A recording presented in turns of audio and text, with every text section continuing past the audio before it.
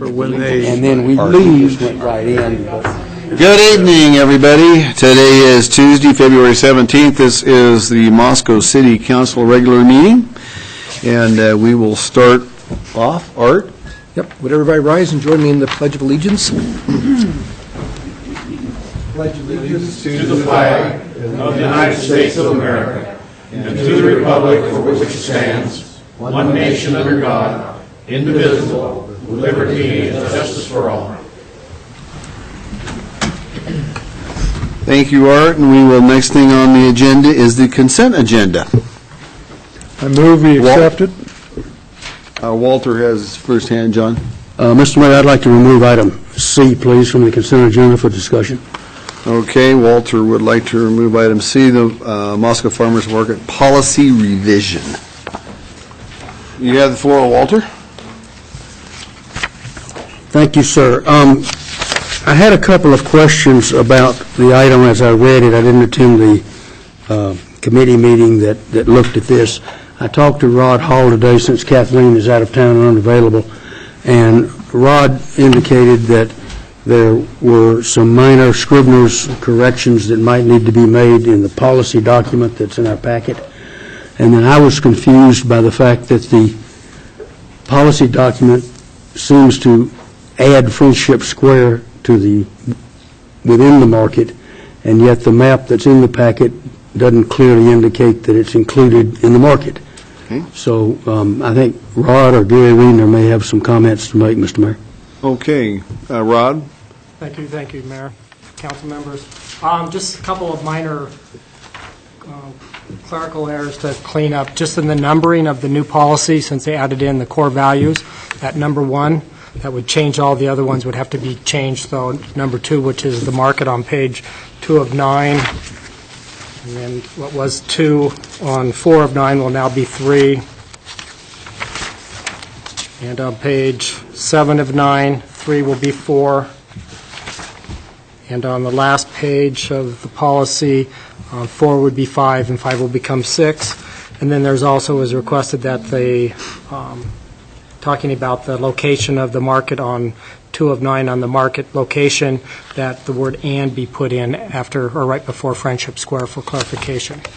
And then we'll also redo the map to make sure that it includes the farmers market property. Was my understanding that was the intent, that it was supposed to be in there.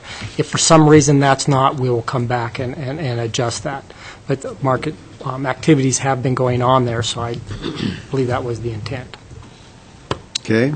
Other questions concerning document C? Mr. Mayor, then with that being said, I would make a motion to approve the consent agenda as presented with the changes that have been described by the city attorney for item C. Okay. I'll second that. Okay, Walter made a motion to approve the consent agenda with item C through the corrections that Rod had stated. With Wayne's second, I will start the roll with John. Aye. Aye. Aye.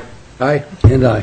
Okay, so the consent is 5-0. Okay, the next thing in order is item 2, and this is a Rotary Club proclamation that I am going to read because this is Rotary Club Week proclamation. Whereas the Rotary Club of Moscow is celebrating its 95th birthday this February 22nd, and whereas Rotary International will celebrate its 110th anniversary on February 23rd of this year, and whereas Moscow's club is the 249th of more than 34,500 clubs worldwide, and whereas current global membership exceeds 1.2 million, and whereas Rotary members volunteer locally, regionally, and internationally to promote peace and conflict prevention and resolution, disease prevention and treatment, water and sanitation, maternal and childhood health, basic education and literacy,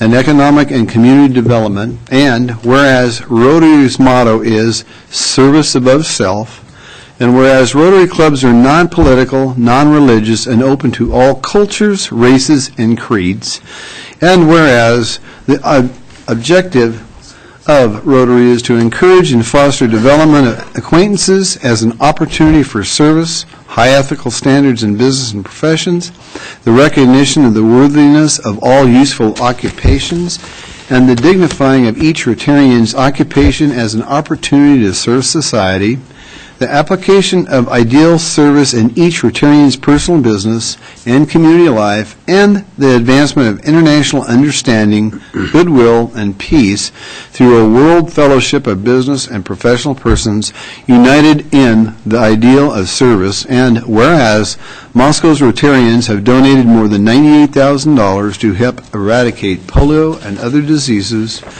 and whereas recent projects and programs of Rotary Club of Moscow include supporting the 1912 Center restoration, building a picnic shelter at Jim Lyle Rotary Park, donating to Palouse Cares and 2 Moscow food banks, participating in Officer Newbill Kids Safety Fair, sponsoring 4 foreign high school students into Moscow's high school during school years 2014 and 2015, through Rotary Youth Exchange Program. Whereas the club's foreign exchange program is recognized as outstanding for giving high school students a once-in-a-lifetime opportunities for cultural and educational growth. Now, therefore, I, Bill Lambert, the mayor of the city of Moscow, do hereby proclaim the week of February 17, 2015 as Happy 95th Birthday Rotary Club of Moscow this week in the city, and I invite all citizens to join in celebrating that organization's dedicated service to our community, country, and world. With that, I'd like to present some folks from Rotary.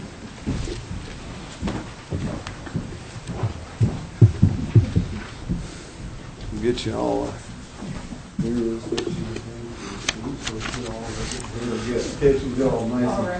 Come on in, we're in the bun. Well, that's a tongue tire. Sometimes I twist my tongue once in a while. Okay, 1, 2, 3. Let's do one more.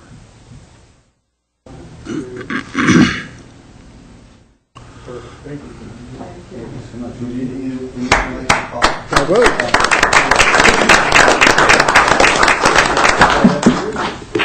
And you can say what you want. My name is Steve Cadlick, and I am a member of the Rotary Club of Moscow.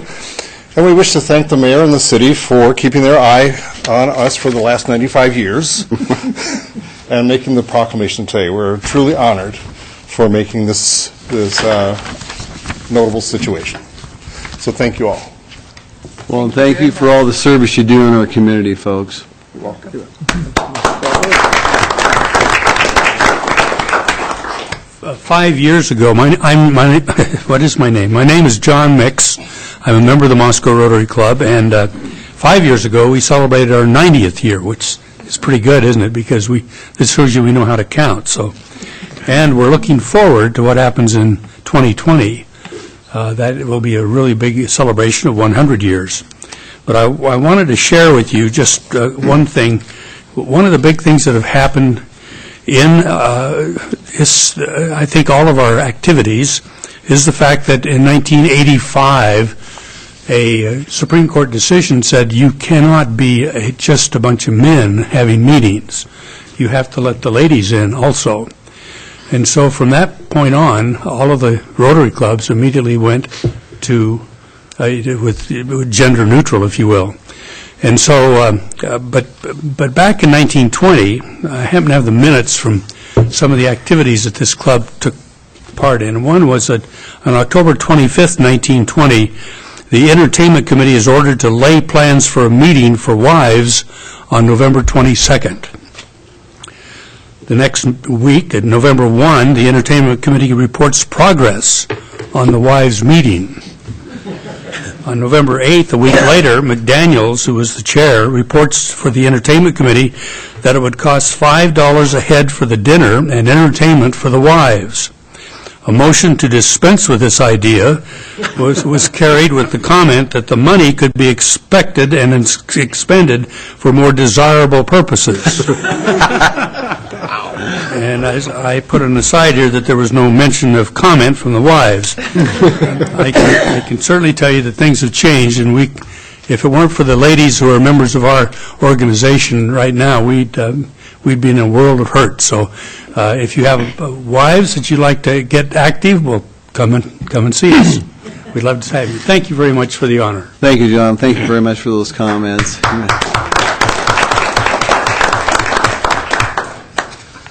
Okay, item 3 on our agenda is staff recognition report. Gary Reedner, and Gary, do you? We have no report for tonight, sir. No reports for tonight. Okay. Brings us to item 4, which is public comment and mayor's response period for members of the public to get a chance to speak to the council on matters that are not on tonight's agenda or something that's pending that would come before planning and zoning and the Board of Adjustments. So anybody who would like to address the council may do that at this time.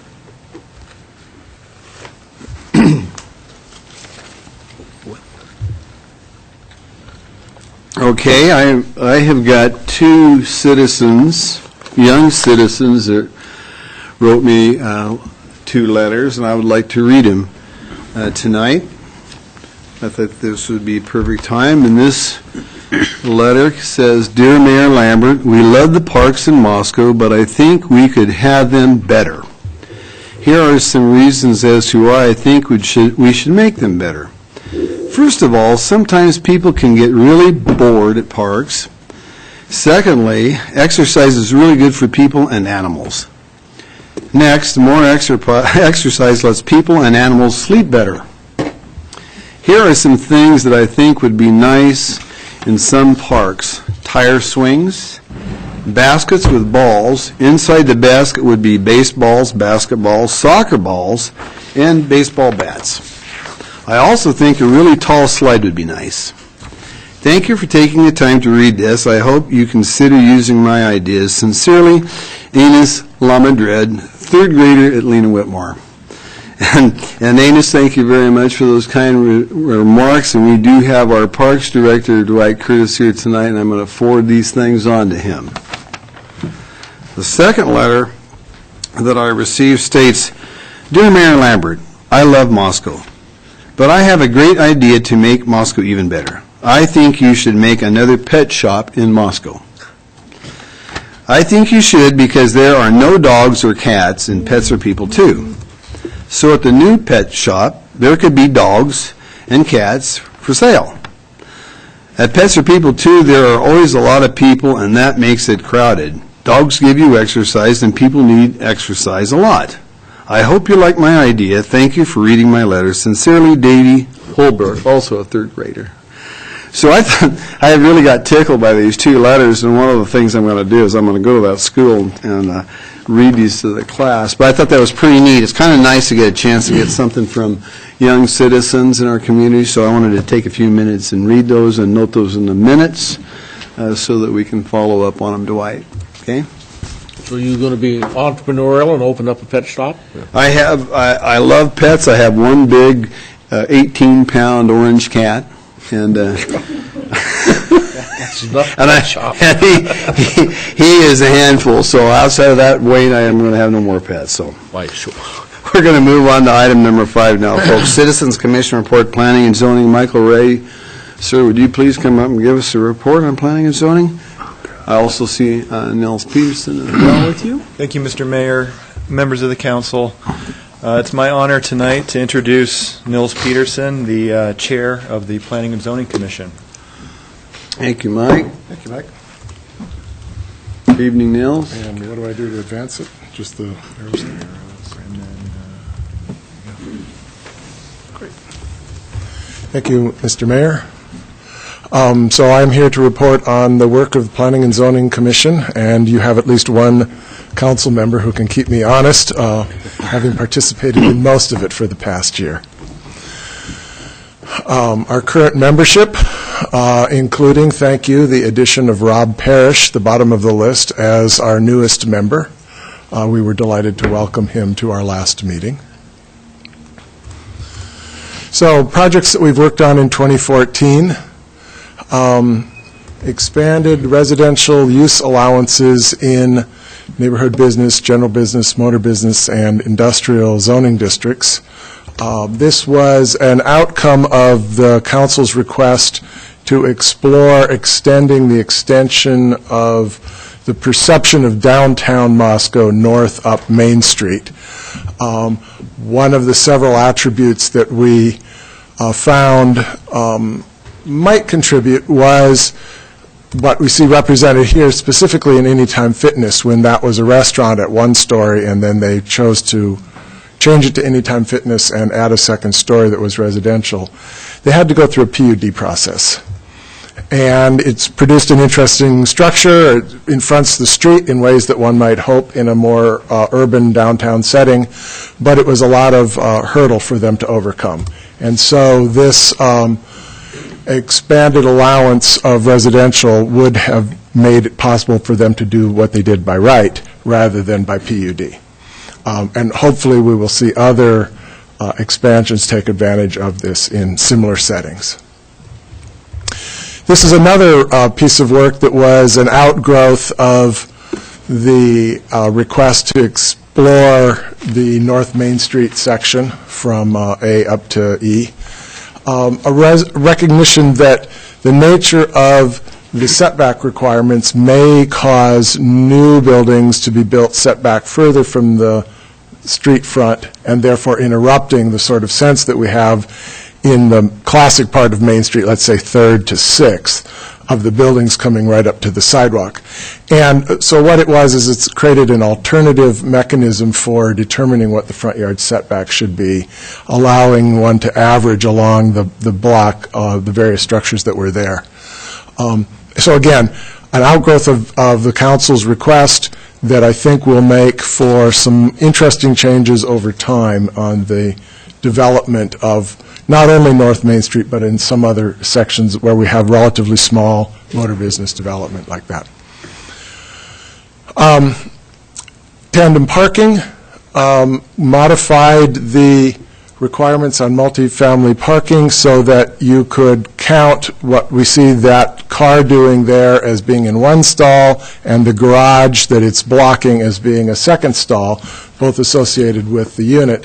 The outcome is, we hope, more compact use of land, because rather than requiring two separate stalls, each with direct access to the street, one stall can be in line with the other one in tandem.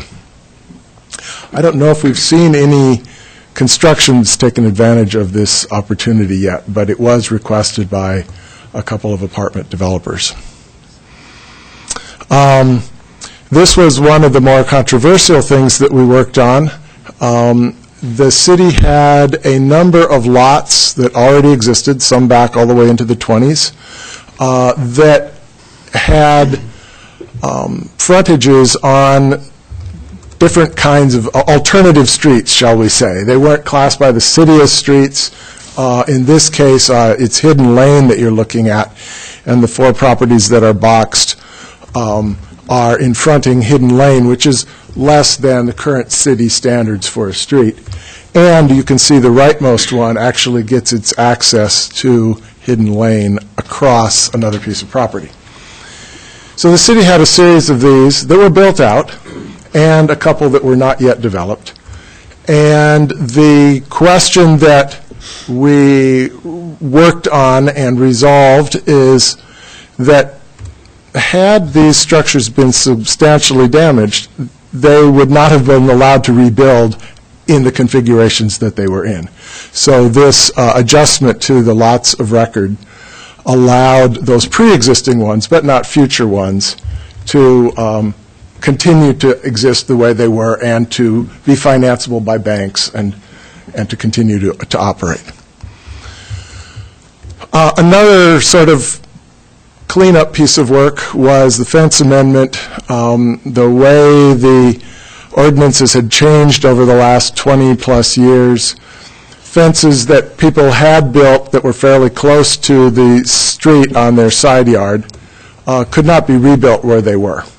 And this was a hardship for owners of corner lots because the front yard setback was taking up and could not be fenced in a privacy sort of way, and the side yard setback was taking up some of their land, leaving them only a potentially small corner in the back of their lot, the interior corner of their lot, to have the private backyard space and the barbecue and whatnot. So the amendment just allowed the 6-foot privacy fence to be brought closer to the side street. Currently, we're working on several projects, which we hope to be bringing to you shortly. Some expansion of where light manufacturing can happen in motor business areas. Again, it's been a burden to businesses in town. Biketronics would be an example. Their location, when you remember, they were out on Almond beyond Rose Hours. They needed a conditional use permit, and then when they moved down to Palouse River Drive south of town, they needed another conditional use permit to do assembly and manufacture of parts indoors in ways that are not troubling, it would seem, to the neighborhoods that they were in. So we're working on an amendment that would make it easier for those sorts of things to happen. Accessory dwelling units is a very important project that we've been working on for quite a while. The comprehensive plan directs us to explore mechanisms for allowing the creation of an accessory dwelling unit. And these are often called mother-in-law apartment. And we know that a number of them already exist as basement apartments in houses or whatever. But we also know from citizen surveys that there's a demand for the ability to have this additional capability on your property as a small accessory unit. What's important, and I hope that the audience tonight is listening, is, I'm going to look at Mike, it will be March 11? Correct. Public hearing on March 11. And I really would like to encourage people to turn out. This is one of those things that spans every residential zone in the city. And so a broad representation would be appealing to the commission in terms of understanding public sentiment on the issue. We've done citizen surveys, but this is sort of a chance to come and say your piece to the commission on March 11. Temporary uses is another piece that P&Z was directed to look into. These are things like sunglasses stands, fireworks stands, fruit stands that appear and disappear at various places. And the concern is that sometimes they've happened. You can think of the ones that have happened, say, in Rose Hours parking lot or over at the appliance place. Howard Hughes, thank you. In well-developed parking lots, and everybody kind of knows how to get in, get out. But then there have been some that have appeared on undeveloped lots. And it's been unclear how to enter, it's been unclear how to park, it's been unclear how to exit safely. And so the concern is to just try to help minimize those safety hazards that come from having these kind of temporary uses happen in ad hoc locations. And then outdoor uses is an exploration of the ability to have more kinds of, in the summer weather, when it's nice, a restaurant to have outdoor seating or other kinds of outdoor commercial activities. Then I wanted to mention another of the pieces of work that we tried as an experiment last year, and the commissioners indicated that they would like to continue. We have been doing a set of what we've called shared readings. It's an opportunity for professional learning amongst the commission. Every 2 to 3 meetings, staff serves as our editor and selects a couple of items to read, and we announce it, and then at a subsequent meeting, we put it on the agenda and offer an opportunity for commissioners to discuss it. I've heard from members of the public that they're reading some of these readings. I've heard from members of the public that they would like to suggest a reading. So I think it's an interesting idea that it's reached out. We used to read a professional journal. It was a print document. Art will remember it. It was pretty good. It was pretty good. And it was one article a quarter that I found really interesting. And then that operation went defunct. And then we had sort of no professional learning. So this is an attempt to recreate some of that professional learning opportunity. And then we have some upcoming projects as well. The zoning code use table. Oh, Mike, you're going to have to help me out here. I always come up with these long names for things. Ah, yes. So right now, this is part of the long-range goal that the council has had for revising the whole zoning document. And staff was charged with doing it rather than a consultant, and so staff has been doing piecewise steps, and the next step here that is to bring, so right now, a lot of things are scattered in each section, and the idea is to bring all of, in this case, the uses into one table, and then everywhere just refer to the allowable table, rather than, because it makes maintenance over time easier than amending everywhere in the document. Parking regulations for Legacy Crossing came up out of the recent effort that the council started with the Urban Renewal Agency to find a proposal to develop the corner 6 in Jackson. And in reviewing proposals, city staff determined that there were some conflicts between the parking regulations in the zoning code and the parking regulations in the Legacy Crossing overlay. So this is a cleanup of conflicts between two pieces of our own documentation. Subdivision code, I think, Art, you will remember that came before us, again, sort of working on another piece of the minutia of the zoning code and straightening out and getting ready for the new zoning code that we hope to be creating. And administrative variances is an idea that there are sometimes that there's something that comes to the planning staff that is a relatively straightforward, relatively clear, but needs a tweak, needs an exception made, and it's an exploration to see if we can find some ways to allow staff to do some of those things without requiring conditional use permit or a variance or other more expensive mechanism. So again, it's trying to make the city just a little bit more flexible and responsive to the desires of the citizenry. Questions? Questions for Nils? Jim, you were the most recent person on P&Z. You got anything you want to put out here, throw out in there? I'd say you covered it pretty well, pretty thorough there, Mills. Thank you, Jim.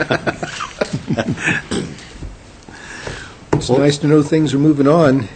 Moving on. Sounds like a good report, Nils. Thank you very much. Thank you very much. Yeah. Okay, we will move on to item number 6, folks, which is 2014 Cross-Connection Control Program Report and proposed additions to our city code, Title 7, Chapter 9. Ty Thompson, how are you this evening? You I'm well, thank you. Well, I'm a little bit less than well, a little under the weather, but I want to go ahead and move forward.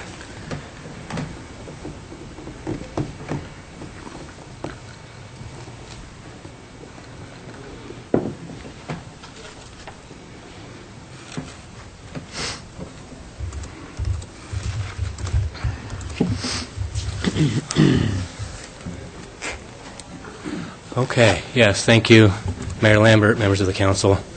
As you said, I am here to propose those changes to Title 7, Chapter 9. Go ahead and start out with a little background here. A cross-connection control program is a requirement of Idaho DEQ, the Idaho Rules for Public Drinking Water Systems, and we are required to implement and enforce a cross-connection control program, and the reason for that is to protect the public water supply.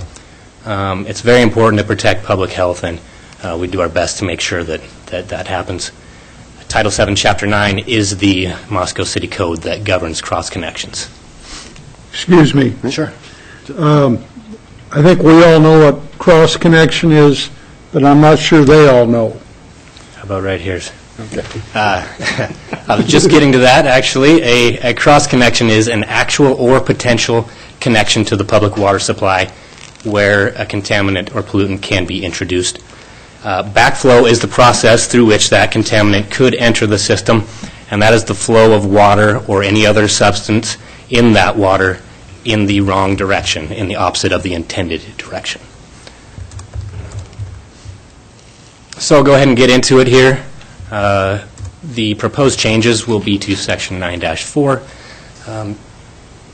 The first will be that all installed assemblies protecting underground irrigation systems shall be tested within 10 business days of annual recharge or startup, and no later than the 30th day of June of each year. Section I will be that all other installed assemblies, and that will be all non-irrigation assemblies, shall be tested no later than September 30th of each year. Section J will be that the Public Works Director or designee shall have the authority to set and modify due dates by which the backflow assembly test required by this chapter must be completed. And then, of course, we'll bump down those K, L, and M for those following sections. These changes will provide staff the ability to ensure that all backflow assemblies are tested and working properly during the time when they're in use. This is especially important for the irrigation systems, as we talked about, because most of those are located outdoors and are subject to freezing temperatures, and that can damage those assemblies. Late in the year, when some of those test due dates were scheduled previously, freezing temperatures, scheduling difficulties with contractors, as well as winterization efforts can be problems for getting those taken care of. As well as assemblies that had test due dates near the end of the year in November or December, that leaves little buffer room if there's a scheduling difficulty, error, omission, what have you. Given those reasons, staff recommends that the council accept the proposed additions to Moscow City Code Title 7, Chapter 9, under suspension of the rules requiring 3 complete and separate readings, and that the ordinance be read by title and published by summary. If there are any questions, I'd be happy to answer them now. Tyson, I got a question to ask you, Ty, and that concerns, sprinkler systems we're talking about in a big way, of course, here. I mean, there's several sprinkler firms that come around residents and they test them and open them up.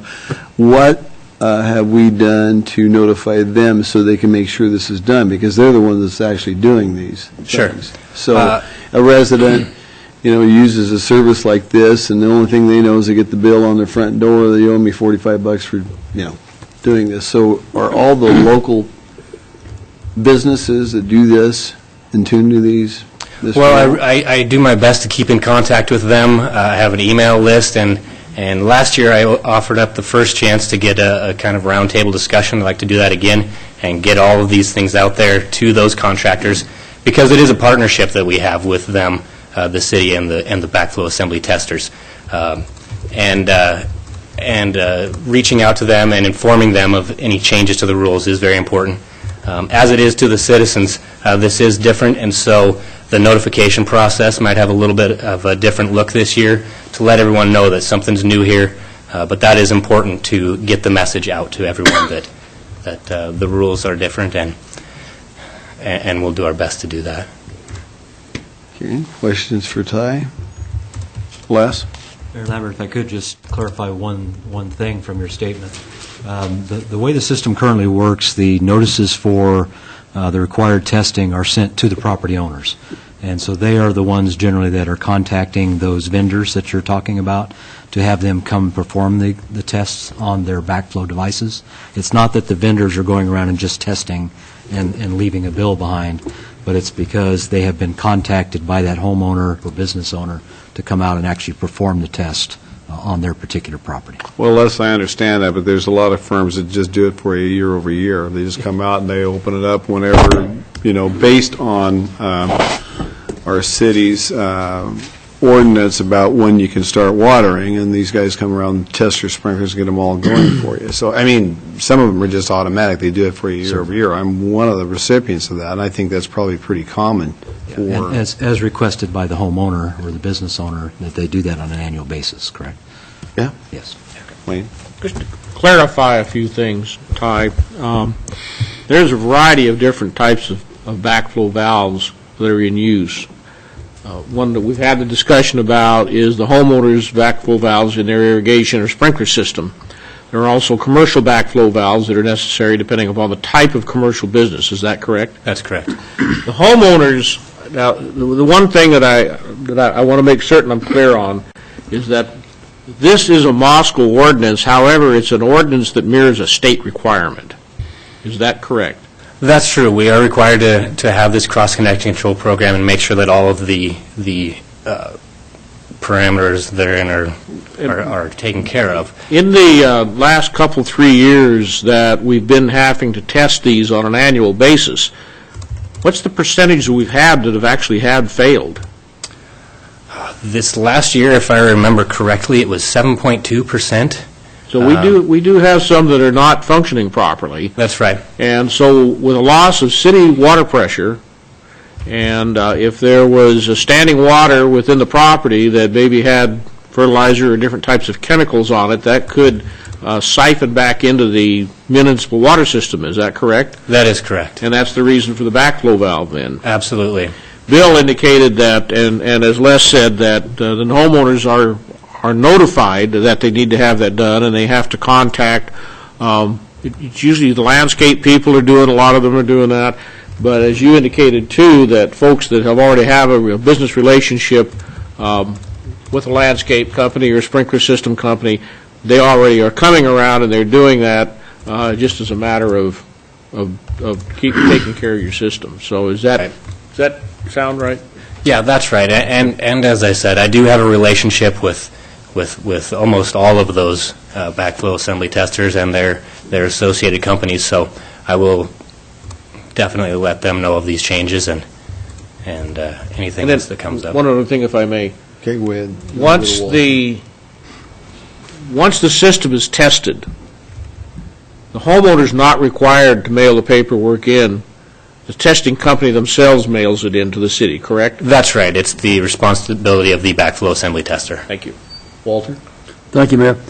I believe I know there are also people out there who have sprinkler systems in their yards that may very well have a company come and blow them out in the winter, because not everybody's got a piece of equipment that can do that, so they hire somebody to do it. But then the homeowner starts it back up themselves. They just know where the valve is, turn it on, put it back in business. A concern that I've got is, and I've mentioned this to Ty, and I want to hear him say it again, that when we move this up to where it shall be done within 10 business days of annual recharge or startup, number one, that those property owners are being notified, reminded that you need to have it tested and turn in the paperwork no later than.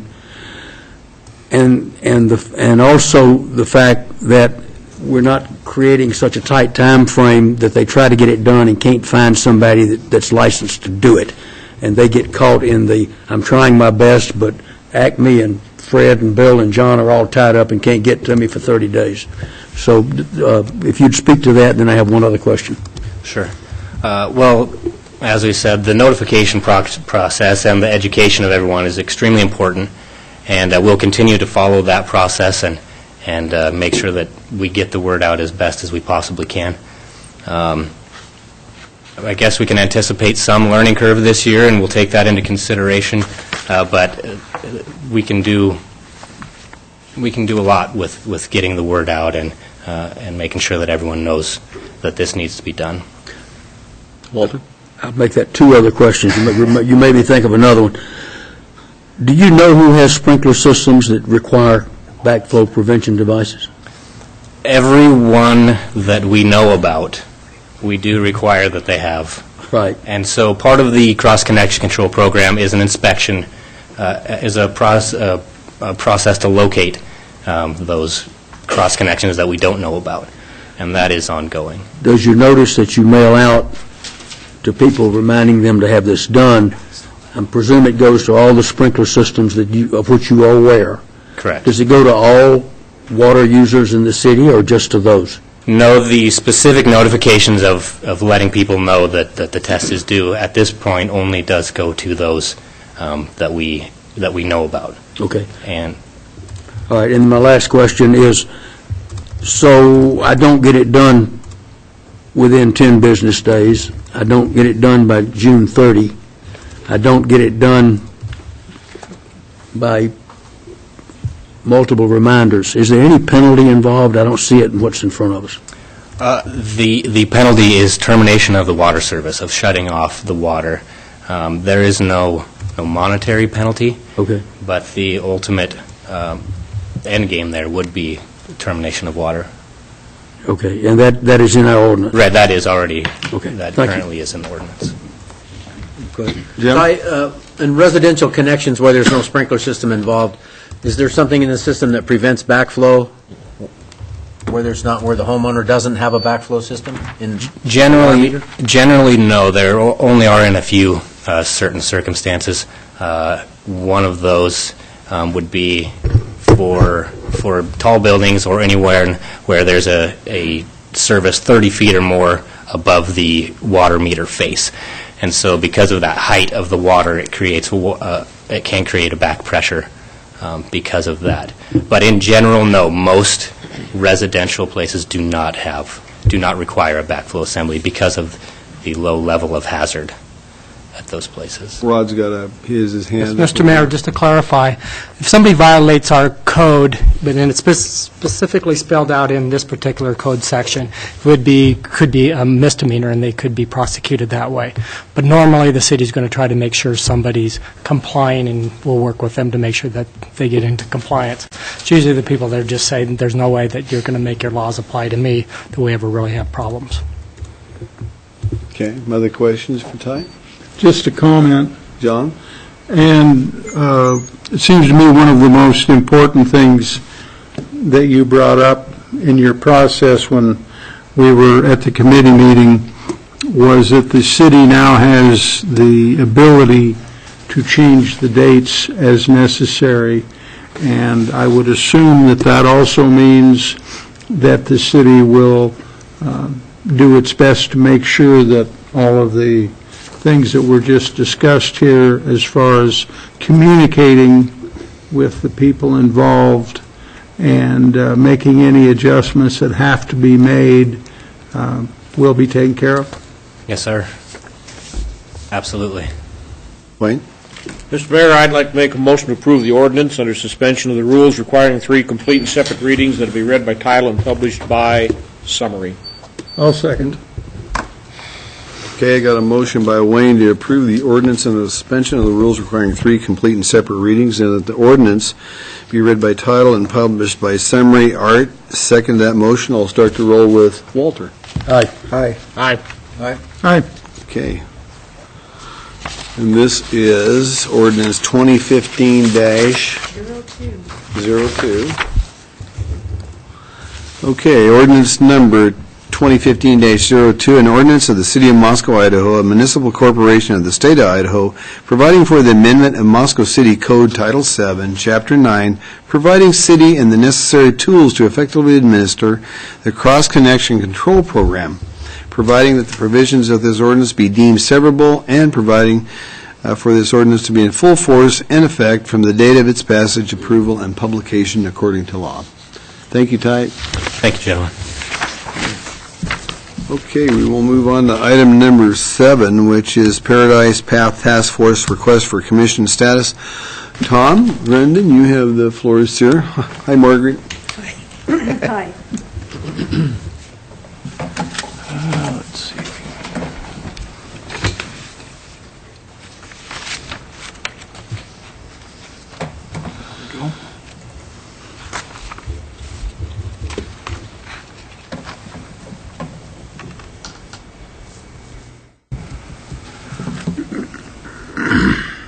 Good evening, Mr. Mayor, City Council members. Thank you for your time this evening. Tom Grundon, Staff Liaison to the Paradise Path Task Force. And before Margaret gets started, I'd just like to say that the membership of the Paradise Path Task Force over the last 12 to 14 months has been on a very serious mission to become a commission. And I also want to just mention the past work of the Paradise Task Force over its 20 years of existence, that all of the different volunteers and members of the community have supported the Paradise Path Task Force in its mission, and just wanted to say thanks to all those that also helped to add to the mission. So without further ado, I'd like to introduce Margaret Littlejohn, our current chair of the task force, to present the request to become a commission. Thank you, Tom. Mayor Lambert and City Council, I'm happy to be back to talk to you about becoming a commission, changing us from a task force. And you tasked us about a year and a half ago with doing quarterly reports to show what we have been working on and to show that we were getting quorums at our meetings. And that's partly what I'm here tonight to show you. We hope that tonight you will approve us becoming a commission, and we've chosen the name Moscow Pathways Commission with 7 members who will serve 3-year terms, which is similar to most of the other commissions. And we, since September of 2013, have had quorums at all of the meetings you see listed there, except for one which we did not hold a meeting because there were too many people out of town. So we're proud of that record. And we also wanted just to briefly talk about some of the accomplishments of each of the quarters that we reported to you on earlier. So we've been working on a variety of tasks and projects. We made comments on the Mountain View proposed improvements at 6th Street. We served on the iCount 2013 and the Walk to School Day.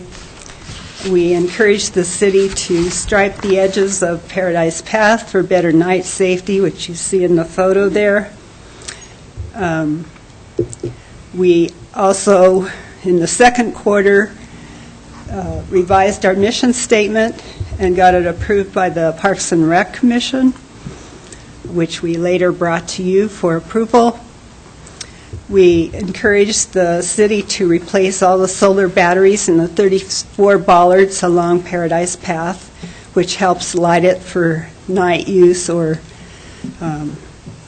dark time use.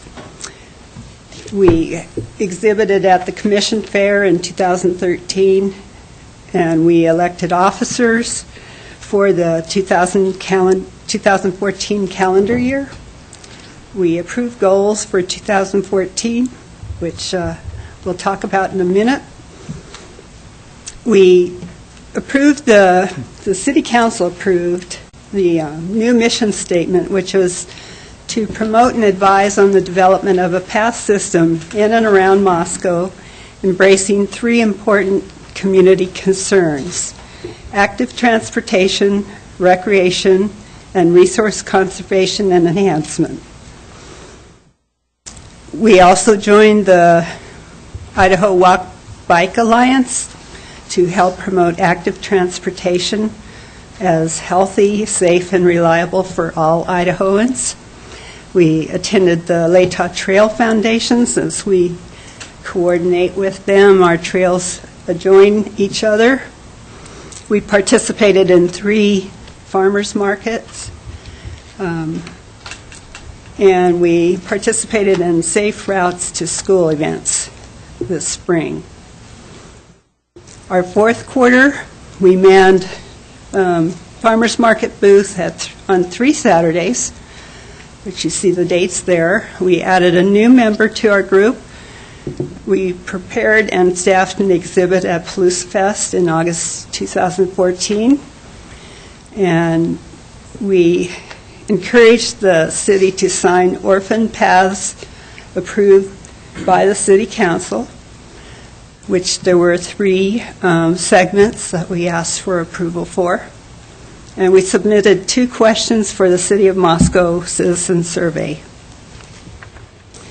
So our goals are continuing, and we have many. We are going to improve the butterfly garden at Vermin Creekside Park, which is right along Paradise Path. And we have a couple of work days scheduled for April 25th and June 6th. We hope to host more work days with members of the commission, we hope, commission, and the public. And we want to continue soliciting funding for the Blackbird Station, which is across from East Side Marketplace. We did work with Tracy May's University of Idaho class to do that for the past semester. We also are promoting path tour rides for membership and interested parties, so we're trying to encourage people to use Paradise Path, hold events on it, and that will make the public more aware of what Paradise Path is, because there is still a lot of confusion about what is Paradise Path, where's the Latah Trail, where's Chipman Trail, how do they connect with each other. And we have some signs ready to go up on the orphan paths that say pedestrian pathway, which you see there.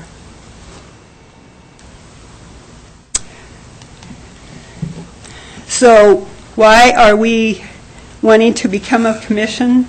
Because we feel there's much work to be done on city pathways to connect both the pieces that we have, and we do have a pathway that goes all the way through town, but there are segments that are right now disconnected from that path. So we feel there are many paths that need to be connected around town to better provide for pedestrians and bikers and walkers. Including one of our highest priorities is the underpass at Steiner and White and the Troy Highway. And unlike the editorial in today's Daily News, we strongly support that underpass because of safety issues especially. And that was not even mentioned in the editorial. So we are totally in rejection of that editorial, and we hope that you will support the underpass. We're continuing to work to make the public more aware of the pathways, as I mentioned, and as the city grows, we feel that these pathways should be an integral part of city planning before that planning is actually done. And we are going to collaborate with the Transportation Commission, Safe Routes to School, and other commissions as appropriate to make that happen. And in the future, we hope to have a circular route around the city with green spaces along it that will actually be a marketing tool for Moscow to encourage people to settle here. And we know from other communities across the country that pathways can be a very important part of marketing a community. So that just a visual of the circular route that we'd like to see around the city in the future. So that's one of the goals that we're working toward. Any questions? Thank you, Margaret, for the great presentation. Questions from the council for Margaret / Tom? No questions, but more commentary that, of course, I'm fully in support of the transition into commission status, but also kind of the reasons behind it, in that the current commissions don't necessarily support the area in which the Pathways Commission would be operating. Transportation has a different view of things. Parks and Rec takes another different view, and this falls into a hole that needs to be addressed by way of providing good continuity of all the paths in Moscow for both pedestrians and bicyclists, the non-motorized people who would like to get around town more easily and safely. And it also supports very much the underlying safe routes to school for children and separating bicycle and pedestrians from motorized traffic to the extent possible. And I think having an advocate commission in support of that aspiration is a really good thing to have. Bill? John? Comment only. You people have done a great job of taking the requests from the City Council as to having regular meetings and having a quorum at your meetings, defining your goals, and have got short and long-term goals. And at the beginning of this process, I was not at all sure that I could support turning you into a regular commission, but after what you've done in the last year and a half and what you plan on proceeding to do, you've got my vote. Thank you. Wayne? I'm just expand a little bit on what John said. Margaret, as you know, a little over a year ago, I was not a friend of the Paradise Path Task Force because I thought that your mission was completed. It had a particular reason, and it was done. You had put together a mission statement that I didn't agree with, and I wasn't the only one. You couldn't put a quorum together. You didn't really, your group did not show an interest in really doing what a commission needs to do. And boy, did you guys turn that around. You created a new mission statement, you okayed it, you got it through the Parks and Rec Department. You have had, I suspect you have had a better turnout of quorum at your meetings than just about maybe any other commission has had over the last year and a half. So congratulations on that. Thank you. Well, I'd go forth and move approval of the request from the Paradise Path Task Force to be designated as a city commission, to be known as the Moscow Pathways Commission, and to adopt the attached ordinance under suspension of the rules requiring 3 complete and separate readings, and that the ordinance be read by title and published by summary. Second that motion. Okay, we've got a motion to approve the Paradise Path Task Force to be designated as a city commission, to be known as the Moscow's Pathway Commission, and adopt the attached ordinance under the suspension of the rules requiring 3 complete and separate readings, and that the ordinance be read by title and published by summary. It was, motion was made by Art, the second was by Jim Bolin. Walter. Thank you, Mr. Mayor. I do intend to vote for this, and was one of those that insisted that they prove that they really deserve to be a commission. I think you've done that. What this does is takes you out of the mother may I mode with other existing commissions and organizations. The only one you have to report to is the city council. But it makes you a full partner with transportation, with Parks and Rec, with planning and zoning, to have your voice heard. I think you've been at this long enough, Margaret, to know that having your voice heard is really, really good. It doesn't necessarily mean we're going to go along every time, but we will listen. So with that, Mr. Mayor, I'm looking forward to the vote. Okay. John? I'm ready to vote. Okay, I'll start the roll with Walter. An enthusiastic aye. Aye. Aye. Aye. Aye. Okay, we have got a new mission, a new commission called Moscow Pathways Commission. I will read the ordinance, and this is 2015-03. Okay, ordinance number 2015-03, an ordinance of the City of Moscow, Idaho, a municipal corporation of the state of Idaho, providing for the addition of Moscow Pathways Commission as Moscow City Code Title III, Chapter 14, providing that the provisions of this ordinance be deemed severable, and providing for this ordinance to be in full force and effect from the date of its passage, approval, and publication according to law. Congratulations, Margaret, to you and your team. Your commission has done a wonderful job, so welcome. Thank you very much. Thanks, Tom. Okay, we will move on to the next item, which is item 8. Then this is a Steiner White Avenue pedestrian underpass study. Report Bill Belknap, and Tom Grundon will present. Please.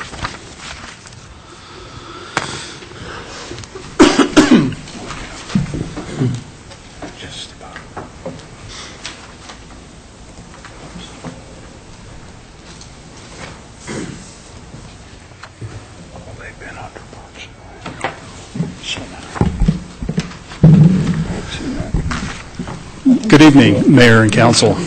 As the Mayor introduced, this is a final report on the feasibility and concept assessment of the Steiner White and Highway 8 pedestrian and bicycle underpass. I just provide a little bit of background. The pedestrian underpass has been under discussion at the, or in the, near the Steiner and White Avenue intersection with Highway 8 for the last approximately 4 years since a student class worked on the project.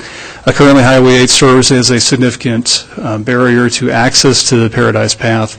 The majority of the city's residential properties and development is north of Highway 8, and the Paradise Path comes through the city east-west and is located south of Highway 8. As I mentioned, in 2007, Professor Fritz Fiedler, senior civil engineering class, conducted an assessment of the underpass. That class study indicated that it was feasible, and they did not anticipate it to have adverse impacts to flood events in the surrounding area. And that information was conveyed to the task force and to the Parks and Rec Commission at that point in time, and to the City Council. This underpass was identified as a high-priority project in the city's recent long-range transportation plan as a identified crossing improvement on Highway 8, and was reported it's been the #1 priority for the Paradise Path Task Force, or should I say Paradise or Moscow Pathways Commission now, as a long-term priority project for them. Just a few facts that the council may not be aware about mobility in Moscow. The community does place a high value upon walking and biking for transportation needs. If you were to look at recent surveys, this is from the American Community Survey from 2006 through 10, 5-year estimates. We've had 19.6% of the residents identified walking as their primary means of transportation to work. That's compared to 2.9% on the national average. Also, 5.7% of the respondents, residents, bike to work as their primary means of transportation, and that's compared to 0.6% on the national average. Moscow actually, our current rate of walking to work ranks number 11th in the nation for cities with population of 20,000 to 99,000, just under 100,000 population. So we're number 9 in the nation for rate of walking as the primary mode of transportation to work. As I mentioned before, it was identified as an impediment in the transportation plan. The pathway there is indicated on the green line. Obviously, the highway is located north of the pathway and serves as a barrier to a large portion of the developed portion of the community that is due north of that location. What we're looking at and what we're talking about tonight is really kind of central to that point, and that's that crossing enhancement that was identified in the transportation plan at that intersection of Steiner White and Highway 8. Again, it was identified there as the orange dot as identified as a priority project in crossing enhancement of the highway. As the council is aware, in October 6th of 2014, the council approved of a study to confirm the findings of the student project in 3 phases. Phase 1 was to validate the hydrologic and hydraulic assessments of the bridge structure to verify that it could with the path addition that there would be no rise in flood events, which is a requirement for FEMA whenever you're doing any work in the floodway. Phase 2 of the project was to assess the constructability of an underpass and establishment an estimate of cost of construction of the underpass. And Phase 3 included an assessment of the environmental impacts and specifically wetland delineation to understand any mitigation that may be required as part of the project. Topographics Engineering was selected to conduct the assessment. And on November 3rd of last year, staff presented the Phase 1 findings, which indicated that there were no adverse flood impacts. And at that point in time, the council approved moving forward with Phases 2 and 3 to complete the design, concept design and the wetland delineation work. As I mentioned, under the Phase 1 assessment, the study indicated that the pathway would have no impact upon flood events.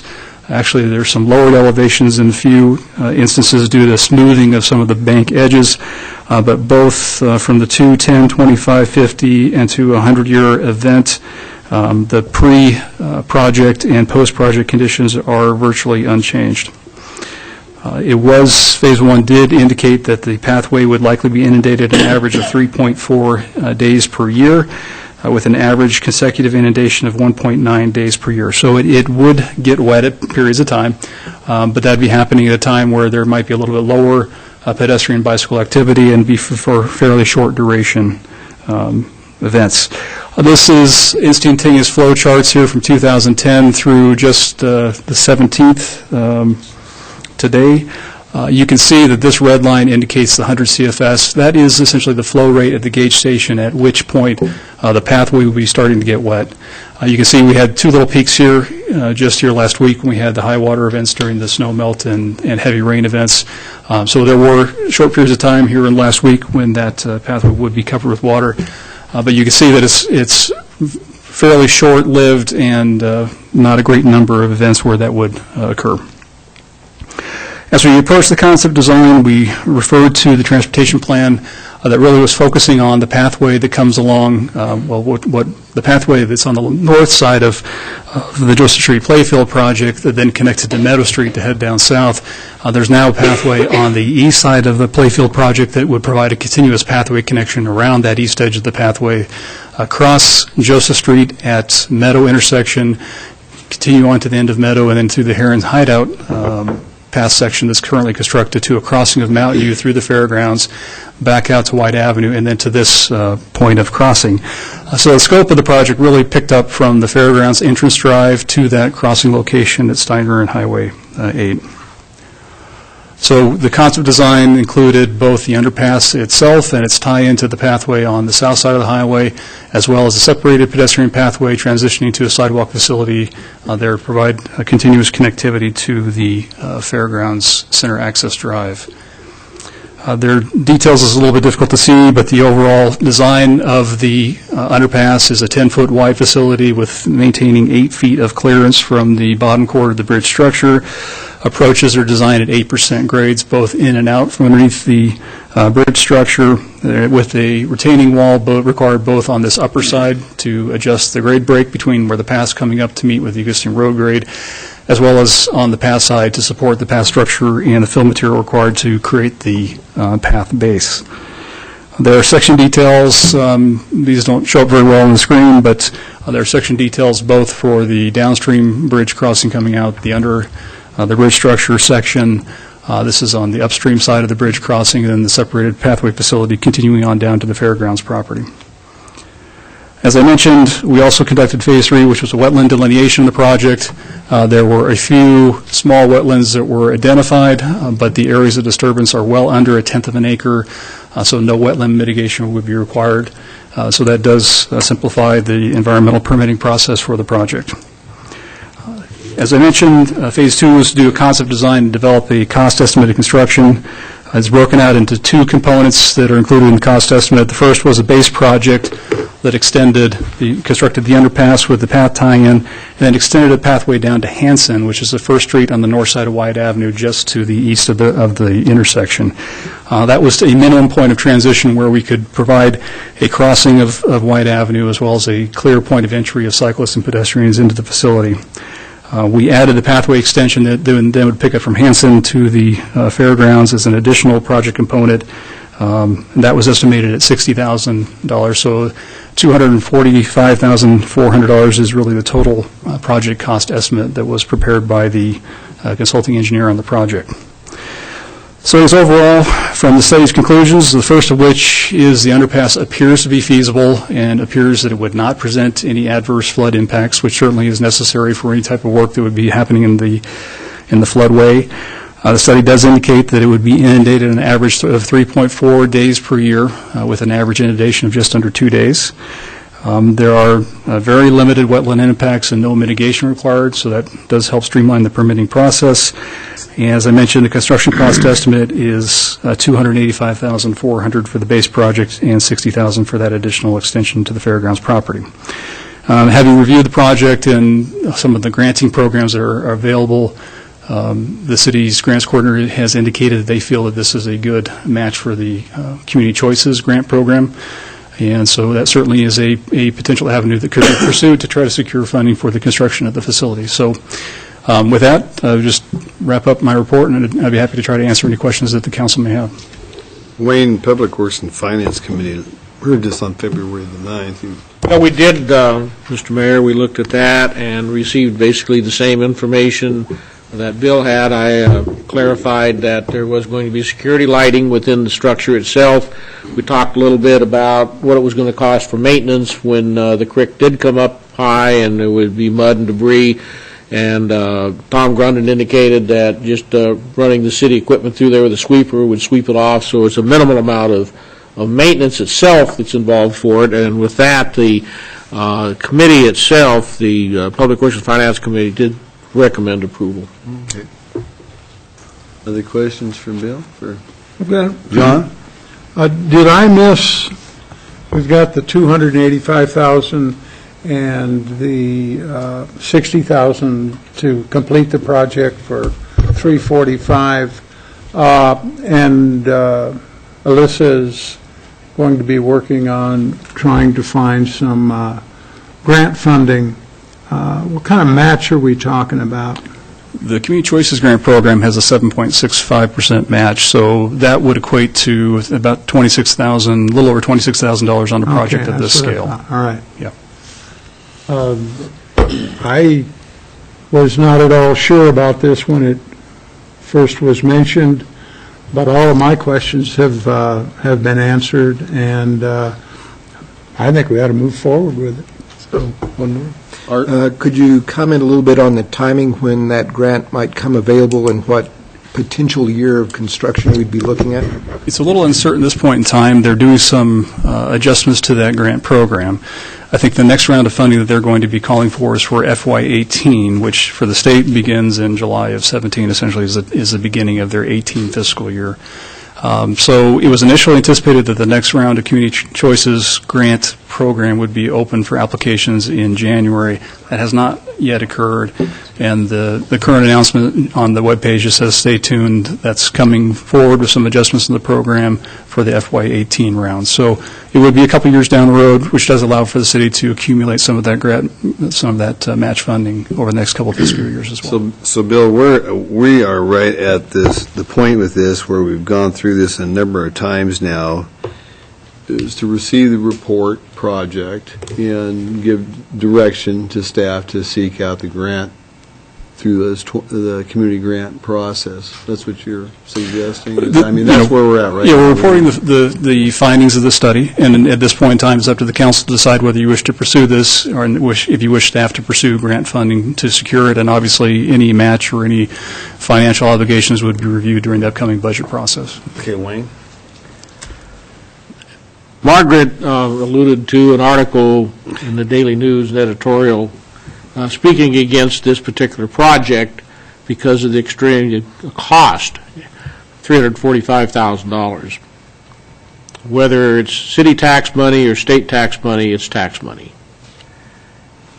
And I tended to agree with a couple of points that Mr. Rosen made in that article, and that is that, and I've discussed this with folks that do utilize Lane and Cross Highway 8, and they indicated to me that they have no problem whatsoever crossing at the intersection because it's lighted, it has pedestrian lights for it, and other than morning and late afternoon when we have heavier traffic, it's really not an issue. In fact, they indicated to me that they probably wouldn't even go down and go underneath the bridge and go that way. They'd continue on that same route. However, as you go up Steiner, there's a tremendous amount of people that live up in that area. There's a lot of apartments occupied not only by University of Idaho students, but there are some condos up in that area. And when those folks are trying to get across Highway 8 because they want to, whether it's Tesoro or whether it's McDonald's or whether it's the small shopping center east of McDonald's, those folks tend to want to cross at that intersection. They don't want to go up to Blaine and then double back. So I think that there is a safety issue that is involved with that particular segment of the population. I think we get to the old saying that you lead a horse to water, but you can't make them drink. I certainly hope that we move ahead with this, and this is constructed, that those folks will then use that and not continue to try to walk across the highway when there's not even a crosswalk there. Gary, you had the point you want to make? Yeah, I think we're kind of getting caught in a slippery slope here. You're being asked, or at least you're discussing, what direction you wish to give staff. I would remind the council that certainly with the appropriate direction, as we did some weeks ago with the entryway beautification discussion, that directing staff to develop a proposal to bring to you in the budget process would be entirely appropriate. However, whether this is the appropriate candidate for a Community Choices grant The city does have other competing uses, and I don't know that this use has been weighed against those other competing uses. We have a pedestrian bridge that has been discussed at 3rd Street. We have other locations in the city that would benefit from path and other improvements as well. So I would just caution the council at this point to paint yourself into a corner and direct that this is the preferred candidate prior to making some process by which you have the ability to weigh those other proposals. So again, just trying to advise the council not to predetermine the budget, that can come in time, and to get all the information before you designate a particular project. Walter? Thank you, Mr. Mayor. Bill, you mentioned at some point an 8% grade. Yes. That's handicapped accessibility, isn't it? Yes. Okay. So it would be handicapped accessible. And to speak to a couple of things that Wayne said, I see people occasionally attempting to cross Highway 8 at Steiner, and I tend to be careful of them. I tend to, if they're already there where they need to be to indicate they're actually going to cross the highway, I'll stop. But I kind of watch my rearview mirror to see if they get run over trying to get across that wide expanse of highway, getting over to DeSoro, whether it's for milk or up to McDonald's or getting back home. And I've seen women with baby strollers out there trying to do it. I would encourage staff in the design of this, if it moves forward, to look at, you've done it pretty much, I think, on the north side, but on the south side, possible ways to make it more accessible from Steiner and not just from the path, 100 yards down to the west. Another comment, if I may, Mr. Mayor, on Wayne's comments. Grant money is tax money, no doubt about it. And I have listened to this argument for 50 years about should we or shouldn't we take grant money. We have a grant writer on staff for the express purpose of looking for grant funds, whether it's this or anything else. Grant funds are made available by the federal government, by the state government. They're put out there to be used for various and sundry projects and reasons. And although it might not be a really great argument, I would contend that if we don't ask for it and get it, the city down the road's going to, and we will go without whatever the project is that we're attempting to do. I guess I'm a little confused by Mr. Wiedner's comments. The action that's given to us by staff on this is receive the project report. That's pretty cut and dried. I can understand that. And provide staff further direction. Well, Gary, you almost seem to be saying, accept the report and don't give us any direction. I don't have a problem not supporting this and at the same time not telling staff this is the priority, go after that particular grant. But I would really like to support doing this with some comments that I've made and directing staff to find funds to build it.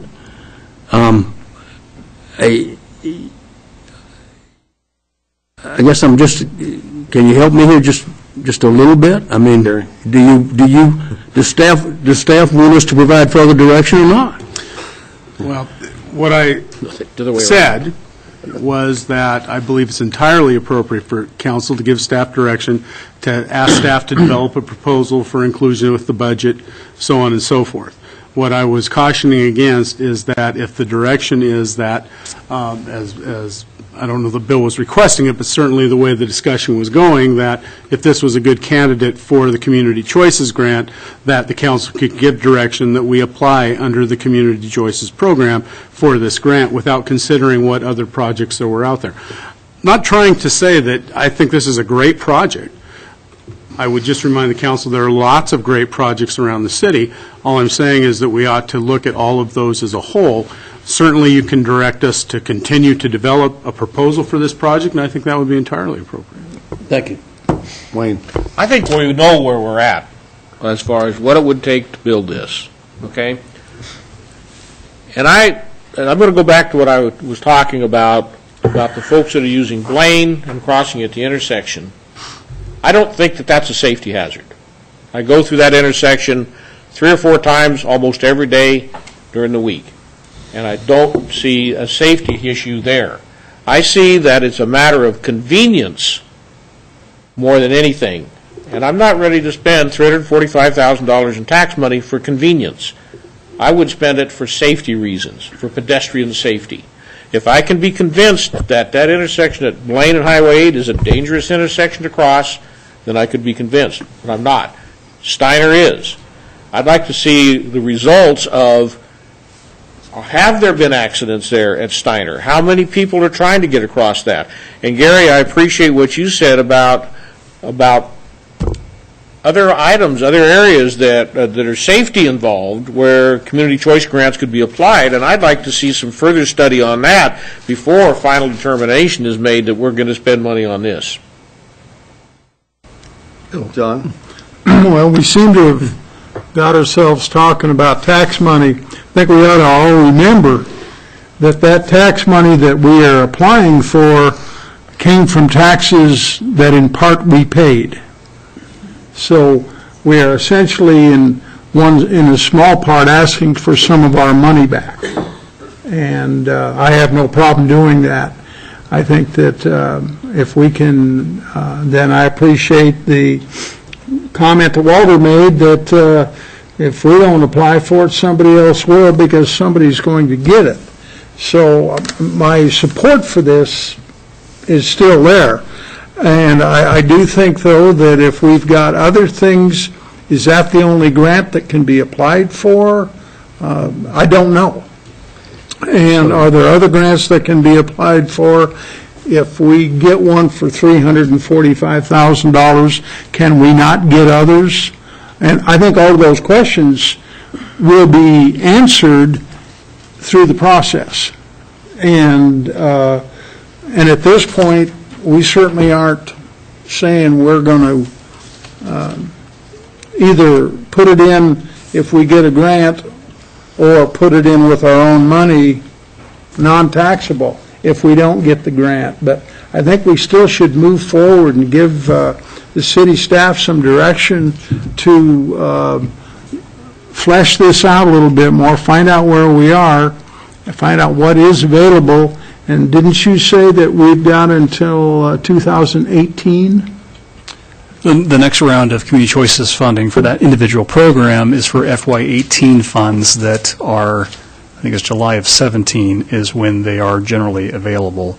So it is a couple years down the road. So we've got some time to work on this and find out where we are on this issue and other issues, namely the public restrooms downtown is an issue that we've got to deal with. And I don't think you can use the same grant money for those. pardon me? I was going to say that perhaps we could just direct staff, accept the report, direct staff to research funding opportunities and develop budget scenarios that we might employ over the next year or so, perhaps begin the process of sequestering some money to match potential grants with, not necessarily the Idaho Community Choices Grant, but any of a number of grants that might be subsequently identified as part of the process. Was that a motion? Yeah, that's motion. Well, okay, well, state it a little bit clearer than that, because you want to make it like one sentence. Clarify it then. We would like to accept the Take it down from report from 4 staff pages to a paragraph. and direct staff to seek funding opportunities from any number of grants and to prepare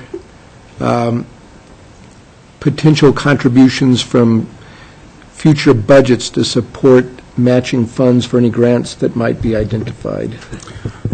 Seconder? Okay, we got a motion by Art and a second by John. What I'm going to refer to is Gary. Is that cumbersome, how it was just said?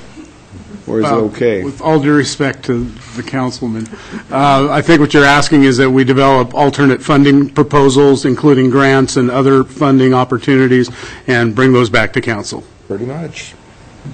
that how the seconder sees it as Yeah. well?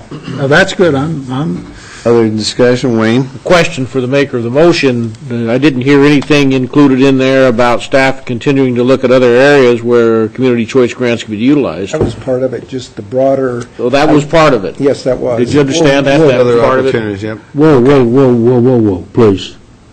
Look at other places we can use community choices. This is not a community choices discussion in motion. It was the community choices discussion. It was in terms of this project, examining not only the community choices grant, but others as well. See, the way Art stated, it was potential grant programs. Yeah. This is how I heard it. Is that Yes. correct? Not So to the that's not- inclusion or exclusion of anything else. So that's not to a specific one, Wayne. Jim, did you? My understanding was that he was advocating having staff look for any viable funding source for this project, whether it's Spot on. community grants or other things that we may not be aware of at this point. Exactly. Because of what Wayne said about the safety issue, this is not, this is a great project to encourage people to walk, and it would be safer and ride their bikes, and that's a great thing, and I think we're all in favor of that. But it's not an immediate safety issue where we're putting lives at risk by not building a tunnel tomorrow. Exactly. It's a project that we should probably pursue as we can find legitimate funding for it, not to the exclusion of things that might take priority. I agree with that. Mr. Mayor, Walter? to follow up on Jim's comment and also Wayne's about how safe or unsafe Steiner and Highway 8 is. 10 years ago, the Transportation Commission of the City of Moscow became aware that the Moscow School District was doing safety busing from the Rolling Hills subdivisions because there was no way for children to walk to McDonald or the junior high school. There were no sidewalks that linked that together. And the Transportation Commission recommended, the City Council subsequently approved and made happen a sidewalk from 6th Street on Mountain View that would connect all the way up to D in Mountain View. Back when we recognized that problem, we did not have accident data on children being run over on Mountain View. We had a runner out there, but not children that had gotten hurt. So you couldn't say, we're going to put in a sidewalk because people are dying out there or getting injured every day out there. We put it in because we needed it and would allow people to walk from one part of town to another part of town. And I don't know this for sure, but the school district may not even bus out from there anymore because they don't need to. So just because we don't possibly have accident data on this particular intersection doesn't mean that putting in a way for people to get safely across that highway isn't a good idea. Okay. We ready to vote, you guys? Sure. Okay, John, I'll start with you. Aye. Aye. Aye. Aye. And I. Okay, we got a 5-0, so everybody is straightforward on the direction we're headed. Thank you very much, Bill and Tom. Okay, we're going to move on to item 9 now, folks, which is the Hamilton Low Aquatic Center Roof Rehabilitation Project. 2015, Tom, you are a busy guy tonight. You had the floor with this one as well. Yes, sir, we're going to continue talking about safety as well. Oh, Jesus. Evan, be with you in one moment. You got some pictures for us? We do. To show where our roof is about ready to fall in. It's kind of rough looking.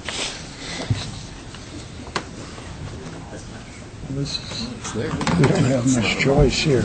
Yeah, really. What am I doing wrong, Bill? It's on this screen, but not that one. Somehow. Operator.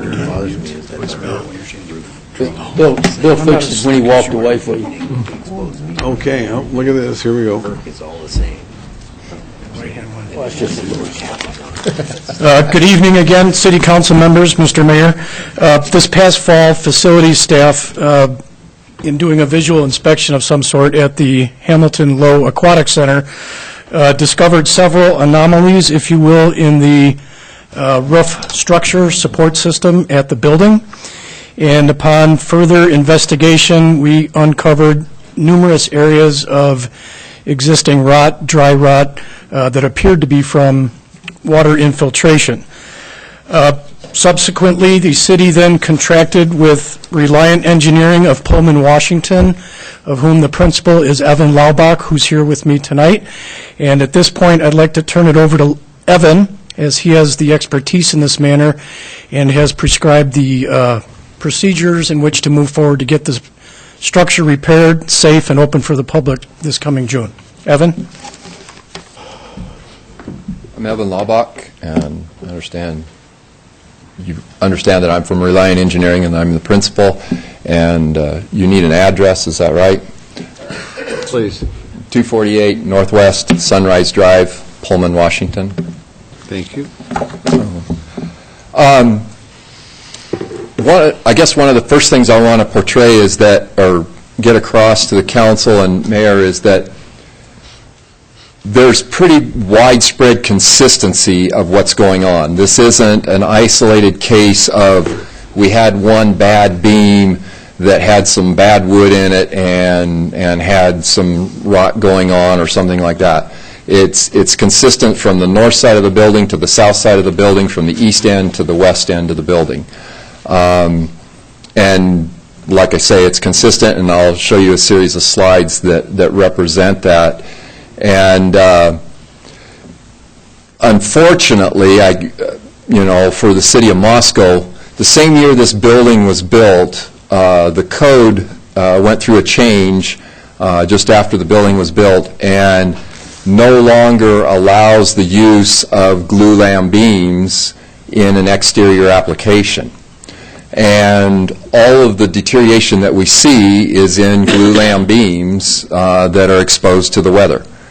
And so we went through a code change from using the UBC system to the International Building Code System, the ICC, or the IBC is this particular code that governs this building, in 2000. And so that's kind of where some of that transition took place. So it was an identified problem that was known in the industry, but it didn't make it into our codes and the design criteria that engineers and architects were using until after this building was built. So that's a little bit of history of kind of why we got to where we're at with this. This is obviously what we have here is the front entry. The upper part is the overall entry there, and you can see that there's at these joints here where the beams come over, the rafters come over the beams. We've got rot showing up there, and you can see it there. And then this lower picture is actually the back side right in this area here. And this is from water kind of sitting on top and running down through some cracks in the top and actually rotting out clear down one of the lambs even lower there. In this case, the front entry, after some calculations, we've determined that we can actually live with the beam, and we will be able to do some structural repairs in place and not have to do anything with it. This is the east end of the building. This piece right here is a structural truss that actually supports then these beams that come out and the ridge beam that comes out here. And that area right there is this area right here. That just happens to be a screwdriver that I shoved in there, and you can see the length of that in relation to the depth of the beam here. We're going 2/3 of the way through that beam in just soft material that's in this seat here. And that's a structural component that's actually holding up a lot of this end of this building here, of the shade structure. And then here you can see in the main support beam here, there's this significant deterioration here. Here's a close-up of that same deterioration that's going on. And you can see that it's well over 50% of the way through here. And each one of these plies that you see here, that ply, is each 1.5 inches in thickness. So you can see that we're 7-8 inches down into the member here where we still have lots of deterioration going on. Then these are the support columns, and we have some issues going in at the bottom. Here's an example of that where this is all rotting out here in the base of this column here. So one of the other things that they did is the contractor used the improper washers.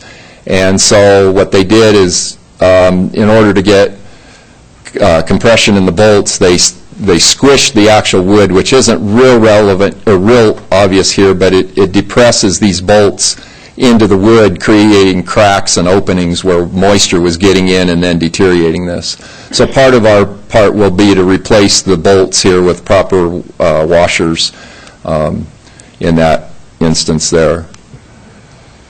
This is just a little bit farther down the beams, and you can see where just about every single segment of this horizontal beam on the south side has major deterioration in it and large enough pockets in it that we're not able to salvage any of it. And then one of the other things that's going on is they put some flashing on the tops of these, but in a lot of cases they didn't seal them properly in that, and you can see that water's getting in underneath these flashings and causing rotting and deterioration underneath the flashings. And in a couple of cases where we had the longer runs on these, the lapse on the sheet metal was actually done in reverse, so as water ran down the tops of these, it would run underneath the flashing. One of the other things that they did is this continuous flashing that is underneath here. In a few cases, they have the lapse backwards in the flashing, so as water runs down and down the drip lip, it can go in the joints and run back in underneath the flashing also. So just more of the deterioration that's going on here, where we have the whole ends of some of these beams that are deteriorating. This is another one of those pockets in the beam. This is a close-up of that pocket, and as you can see, we now have insects settling in here. Here's deposits of insect borings here, and then we have yellow jackets then obviously building their nests in there also.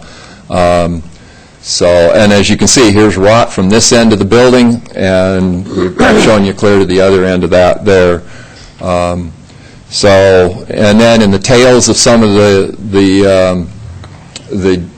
beams, we have complete deterioration. That's basically 4.5 inches of the bottom half of that beam is gone off the bottom of that. That's completely rotted, and it's gotten clear up into another 1.5 inches up into there, into that beam.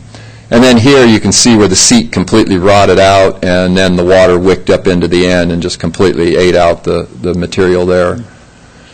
And then what we're showing here is that this beam is the center beam over the entry as you come in through past the ticket gate and head straight to the pool. This is the larger span of the beam that comes into that area or covers over that area and supports it.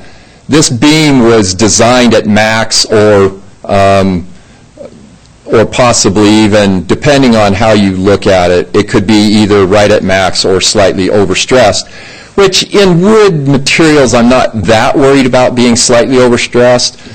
But in this case, where then we have the wood deterioration taking place, I think you can see that from this point to that point, we have a significant bow starting to show up in this beam here, as in a sag from this joint to that joint.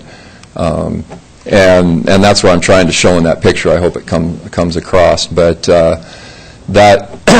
and so when we replace this, we're actually going to upsize the beam that's going in there across this entry area. So then up above there is a relight section that is open. You can kind of, well, I just hit the wrong key there, didn't I? Let's see.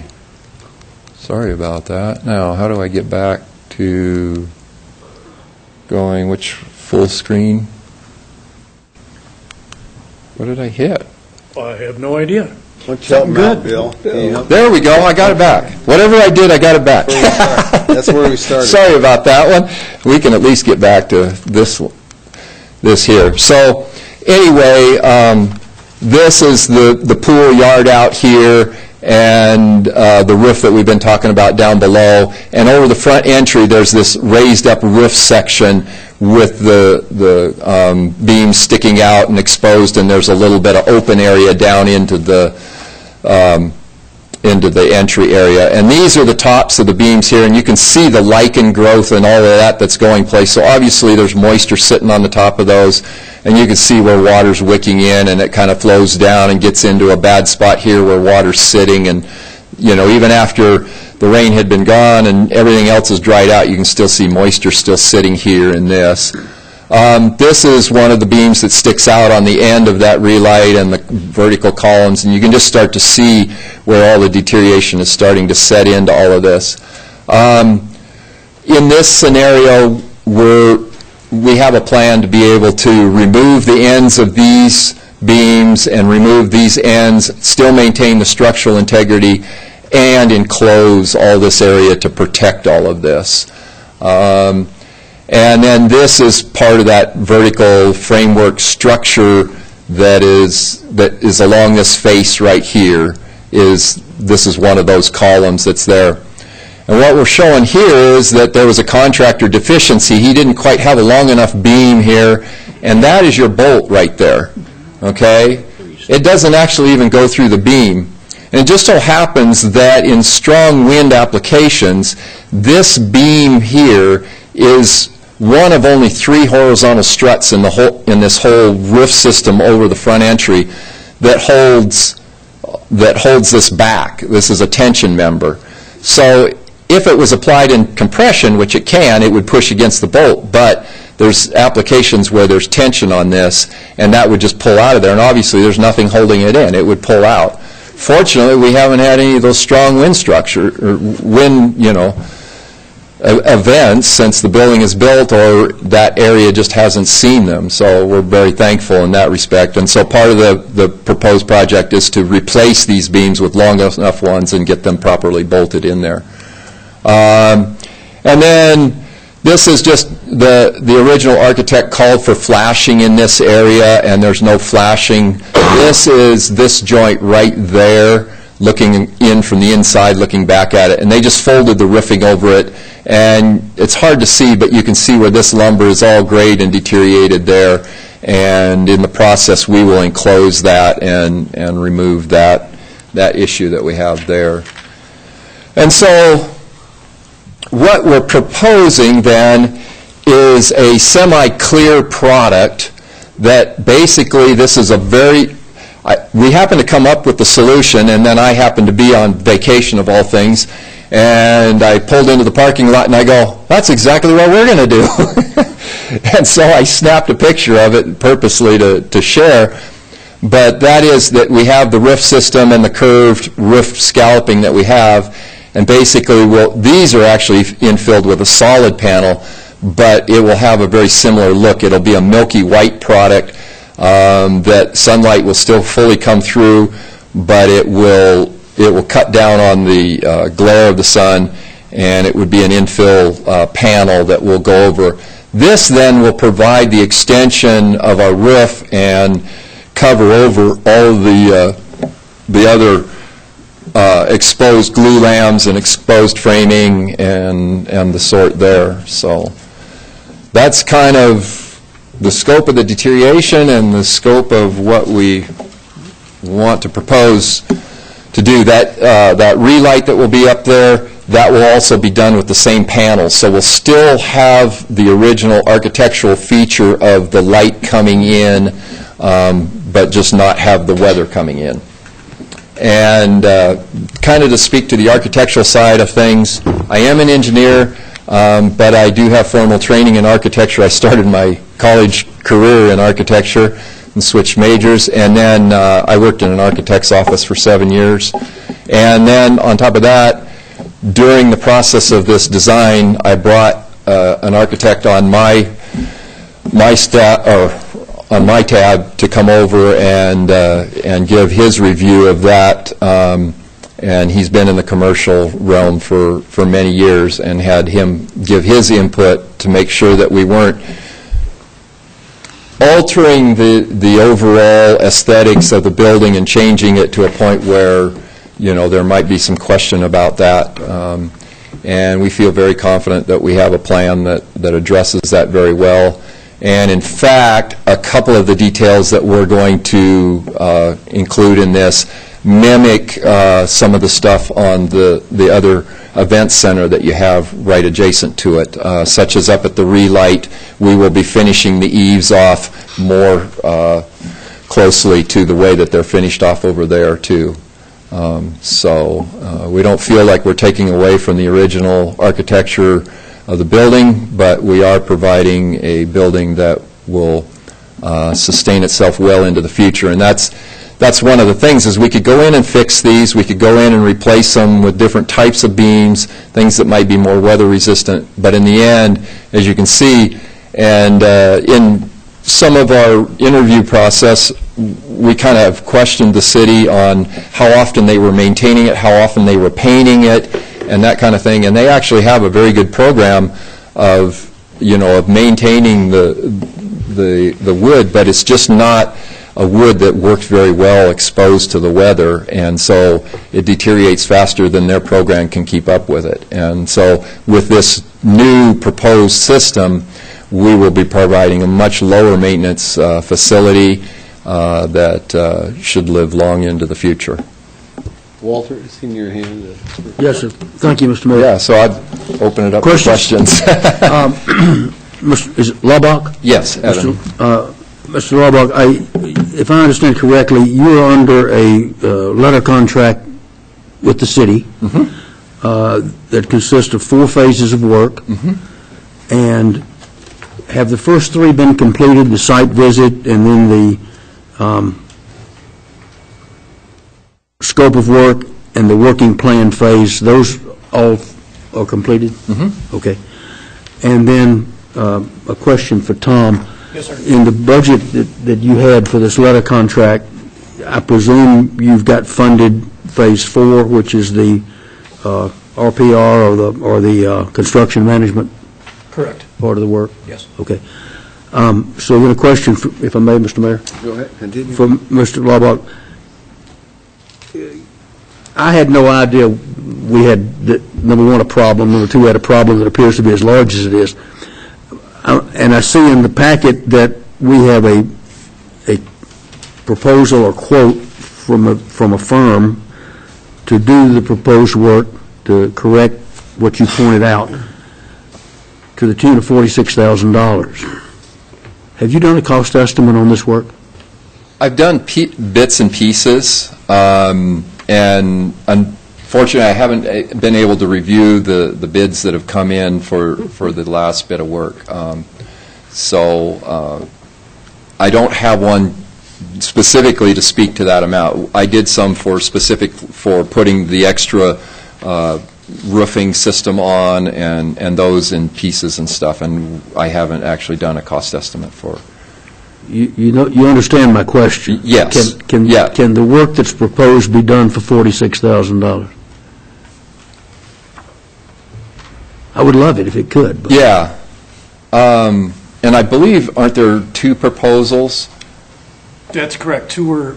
You need to speak into the microphone, Tom. The city solicited 3 quotes from contractors licensed to do public works in the state of Idaho.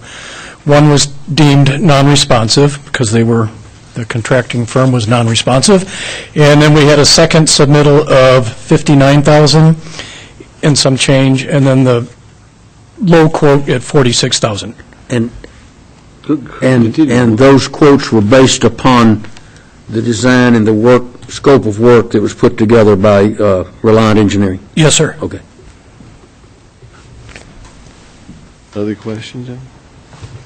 I think we're kind of caught between a rock and a hard place here, and what you've explained makes sense to a person that has no idea about engineering, but I think we have to do something, and this appears to be the least expensive yet qualified bid to do something, so. One of the things we're running into is there's a time element to get this thing fixed before the season opens up. Right. And so it's kind of, and that's one of the reasons it was brought to us quickly in order to handle it. Wayne? There's a question for Tom. Yes, sir. Sorry. When were we first aware that we had these kind of problems going on? October of last fall. Of last fall? Correct. Okay. I don't mean this comment to be critical. It just seems that perhaps this could have been brought to us, so we've been made aware of it, as opposed to suddenly it's an emergency. Yes, sir. But I understand that getting Evan to get everything together and all that took time too. So, absolutely. But last fall was the first we really noticed that we had this problem. Yes, and I would just like to comment that when, in the pictures you've seen this evening, those are after the bad spots have been attacked, so to speak. The paint's been knocked off them. Facility staff did notice some anomalies with cracking, paint starting to peel, but not in the condition that you're seeing here tonight. That's after the engineers have been up and picking, poking. We've never seen anything on the ground. The paint had some coverage, but no, it was a complete surprise. I was sitting here thinking that, gosh, if it looked even two-thirds that bad last summer, we should have probably started looking at it. But I can understand what you're saying is started peeling back the pieces, and the more we peeled, the worse it got. So, yeah. Yeah, exactly. And, Tom got a hold of us fairly soon after, and then we scheduled to come over. First we had to put a proposal together and do those things, and then we came over and did our site evaluation. And when we did that site evaluation, we then, at that point, went through and picked and probed and prodded every one of those joints so that we had an exact valuation. And if you were to look at the plans, you would see we've called out every little detail of what's going on at each joint and what needs to be done at every point. And so by the time we went through, evaluated everything, and yes, these pictures mostly were taken after we tore into everything to find the extent. In other words, what we didn't want to do is we didn't want to come with a proposal, get halfway into it, and so we really tried to do all of our homework up front. And so I think in fairness, there has been a lot of background work that has been done.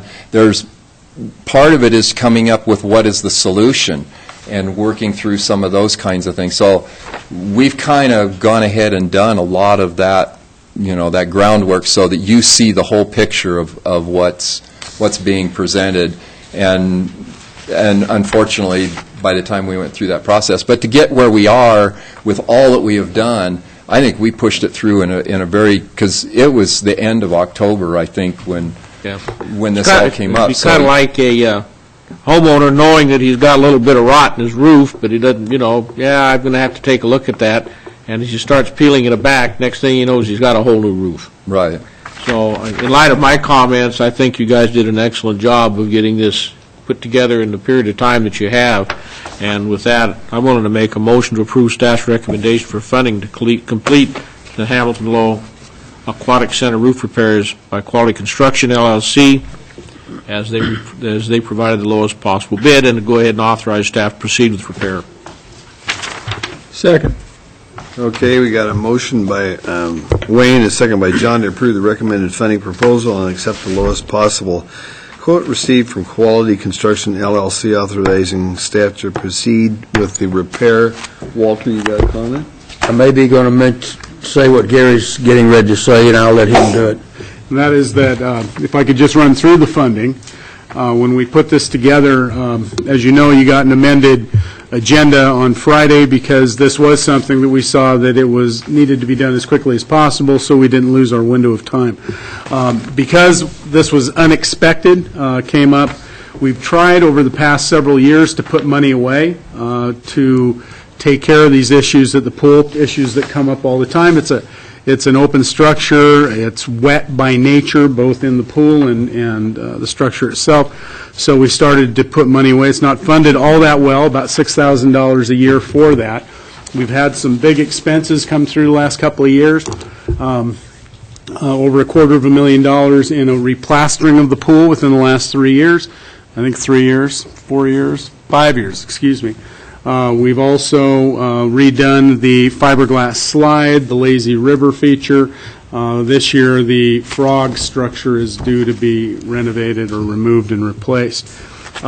It's an expensive structure to keep going, so we try to approach that and likely will step that up a little bit as it ages. However, the funding that we're proposing at this time is $6,000, which is the current level of accumulation that we have for the Hamilton Low repairs, and I've distributed a memo that has the line items there. Also, there were funds appropriated to remove and replace the floor in the Egan Youth Center, able to get some really good prices on asbestos abatement. So out of that fund, there is $13,000 that is remaining that will not be used, so we could tap that as well for a running total of $19,000. The last source of the funding that we're looking for is in buildings general government. $37,000 was put aside or appropriated in last year's budget to repair the sandstone on the library. That was a project that was, we had a contractor who is familiar with the project, great reputation, gave a quote for it, and that's what the budget was built upon.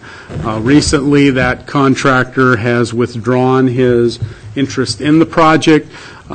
Jay Lewis has been soliciting quotes from other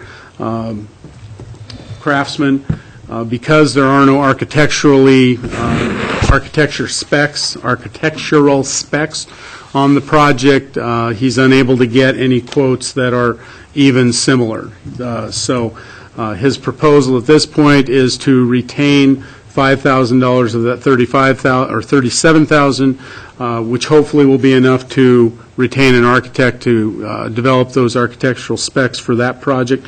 Also, we've got the City Hall sandstone that's also proposed to be fixed. And that leaves a balance of $32,000 that we would not use in this fiscal year to conduct that work because we don't have any set bids for it.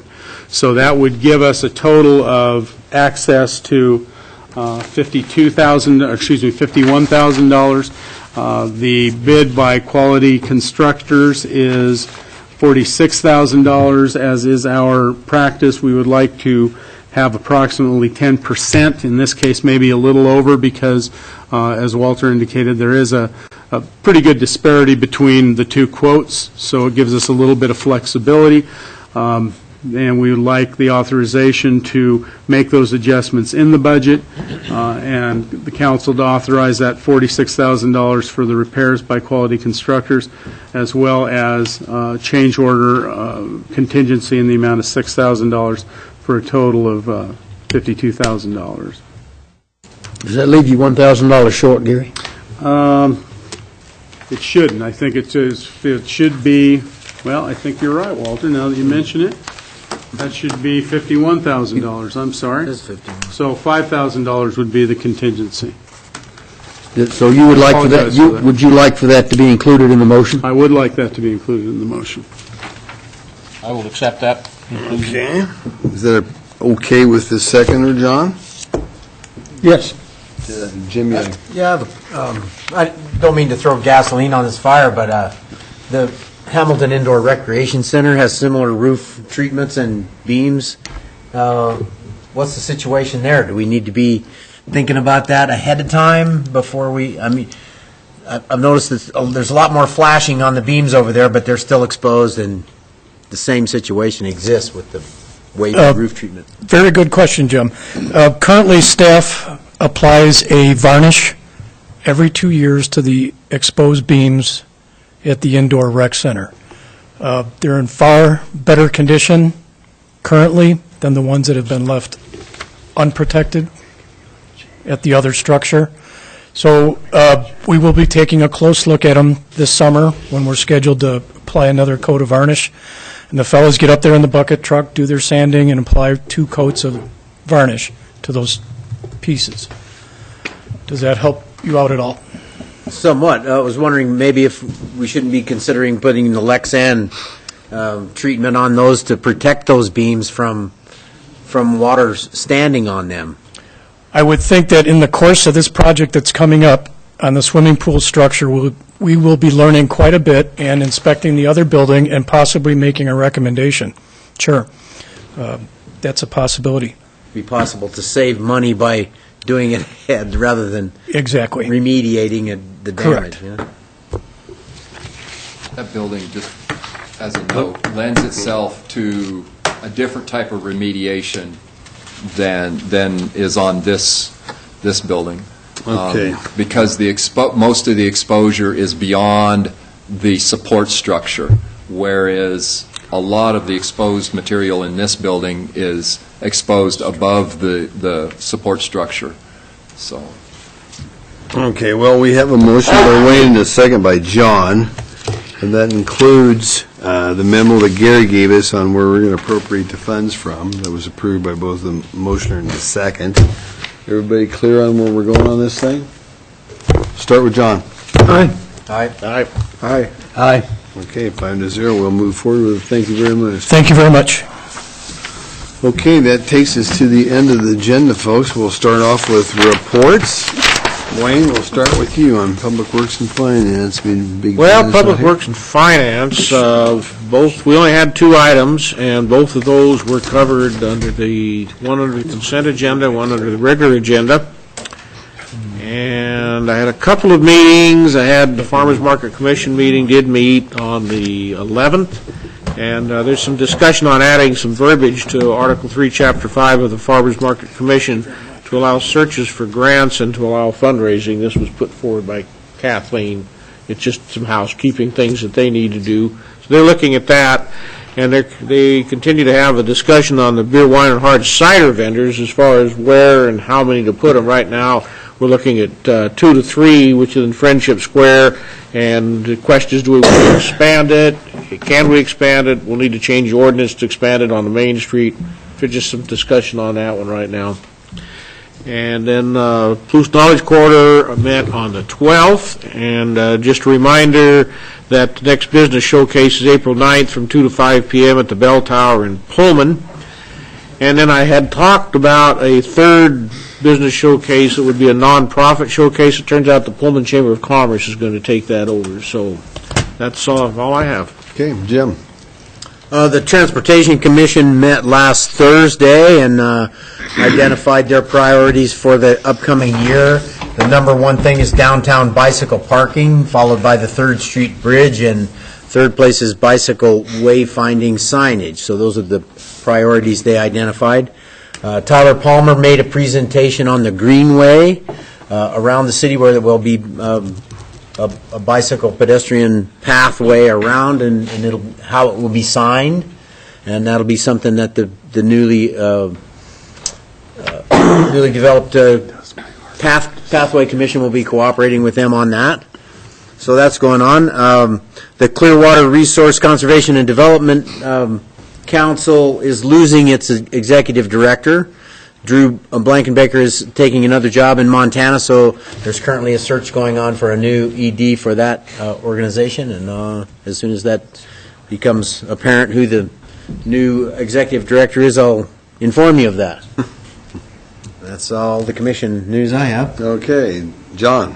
Planning and zoning last Wednesday, there was a public hearing on the light manufacturing amendment, and that motion did pass, and so it's going to be coming to council for us to accept or reject. We figured out, they want it passed. And we did a second review of the accessory dwelling unit ordinance, and that was finally hammered out, so that is going to be brought back for a public hearing by Planning and Zoning. And then there was a temporary use discussion that was talked about a little bit today, having to do with fireworks stands and things like that. And that is going to be put in form of a ordinance and brought back to us, and it will be brought back to Planning and Zoning, and it will be considered and decided whether or not to bring it to the council. And then today there was the Human Rights Commission and the Human Rights Task Force report. They're in the process of picking topics for the Human Rights Day at the Farmers Market. The Syringa Motor Home Park report, that's still a problem. The court will close 1 year from a date picked by the district court. And right now, approximately 49 people live there, and some squatters may have moved in, and there's talk about some people selling some meth out of there. So hopefully the Sheriff's Department is aware of that and are dealing with it as they can. And then there was, apparently in South Dakota, there were some Native American students that were assaulted at a hockey game. And the Human Rights Commission decided they would send individual letters of report to South Dakota. And then the Social Justice Forum, lessons from Ferguson, the conversation continues. Not much has been done on that, but hopefully it will be. And then the Northwest Commission for Human Rights is going to sponsor Finding the Center Convention, and that will be in Moscow in late September. And U of I, WSU, North Idaho College, Gonzaga, LCSC, and Eastern hopefully will all join hands and make a presentation in the form of cash so that James Meredith can come out, and he has already indicated that he would come out and speak, and he will do so with only his travel and lodging paid for. He will not charge for speaking, and they figured that this will be a 1.5-day event, starting Friday afternoon and then going to a dinner Friday night and then all the way through Saturday. You got a question? Question for John. John, back on these letters that they want to send to North Dakota, are these just personal letters? They're representing themselves? That was made clear. Okay, this is not representing the position of the city of Moscow or in any way? That's true. It is not. Okay, Art? This evening, the Sustainable Environment Commission met simultaneous with us, as is the case the first 2 months of every year because of the placement of holidays, and I'm sure they decided something. I don't know what it is. Next week, the Fair and Affordable Housing Commission meets, and I don't know what they'll say either. However, tomorrow morning, the URA meets to consider the disposition or the receipt of the proposals for the 6th and Jackson property. So if people want to get up early, 7 a.m., right here, we will receive the proposals for the 6th and Jackson lot for the URA. 8 o'clock? 7. 7 o'clock. 7. Yeah. Walter? It's pretty early for us retired. I've been out of town. I have nothing to report, except it was a good trip. Okay. Well, I had a couple of things that went on last week, Monday, Tuesday, and Wednesday. I was with the Moscow Chamber 2015 legislative tour, as well as Gary, and there was myself and Gary and Earl Bennett and Greg Bailey and Gina Terusha and Paul Kimball, but we met with a number of different department heads from around the state. Ken Edmonds from the Department of Labor, we met with him. Matt Weaver from the Department of Water Resources. We met with them, and that ties in with the adjudication thing that we talked a little bit about that. That's going to be coming before us on the 24th next week, that we'll all be inclined to find out where we're at in the position of that. And that's going to be something that's kind of an ongoing process, and it's moving forward. We also met with Jim Carpenter, Idaho Transportation Department, had some good conversations with him. On the 11th, met with Jeff Sayer, Department of Commerce, as well as Diane Norton from the Department of Commerce. And Diane is, she is in charge of the tourism for the state of Idaho portion of it. One of the interesting things about every one of these groups, they talked about collaboration, working together, and getting things done together. And I found that kind of enlightening. That I was kind of glad to hear that. But there's a lot of things going positive for us. We don't really know what's going to happen out of the legislative group until a few more weeks, when they make all their final decisions on whatever it is they want to make decisions on. And then we also met with Lieutenant Governor Brad Little and talked to him on some different things. So Tonight was the kickoff at the Chamber of Commerce for the Jazz Festival. It was at 5 o'clock, and the Chambers, Council, or Chamber of Commerce buildings, room is what I'm talking about. But anyway, today was the kickoff. The actual Jazz Festival is next week, so it's kind of interesting. So, Gary, you have? Yes, just a couple of reminders. As the mayor indicated, on the 24th at 9:30 in the morning in this room, unless it gets too big, I don't know where we put it, we will have Gary Spackman, the director of the Idaho Department of Water Resources, who will be coming up to discuss the proposed adjudication of the Palouse River Basin. We will also have our own Les McDonald, who will be offering his perspective, and Steve Robichon from PBAC. We've invited, Judge Eric Wildman, who is the water adjudication, basin adjudication judge in the state of Idaho, as designated by the Idaho Supreme Court, will also be attending that as well. We've sent invitations out to, of course, Mayor and Council, Latah County Commission, University of Idaho, all of the mayors in Latah County in this basin. As Pierce County Commission, we will also invite our counterparts from the state of Washington to participate, or at least observe if they so desire. It's a fairly large deal, the adjudication process. We will learn more about it on the 24th, so I would invite everybody to attend that.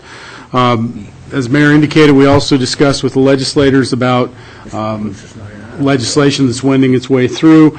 The mayor wrote a letter today that was presented to a Senate committee, local government committee, on the use of eminent domain by cities and local government for the purpose of obtaining pathways and trails. And came out of southeastern Idaho. The proposal was to restrict local government from being able to use their constitutional eminent domain authority to obtain trails and pathways. It seemed a little bit pretty specific, so we researched it, and the mayor sent a letter to the chair of that committee asking that they hold the billing committee. That's also the position of the Association of Idaho Cities and the Redevelopment Association of Idaho as well. So we're trying to stay as active as we can in the legislature at this point. Also, on March 4th is the goal-setting retreat. You received an email from President Dan Karskalen, and we'll be fleshing that out a little more as we move forward. We're currently amassing the issue statements from our strategic planning effort for the council to consider as we're moving into the next budgetary session. So with that, I don't believe I have anything else. How long do we think that adjudication meeting is going to last? We're anticipating 2 hours. 2? Okay. Okay, with that, I would entertain a motion to... So move. Seconded. All in favor, aye? Aye. Opposed? We are closed, folks, at 9:12. Thank you.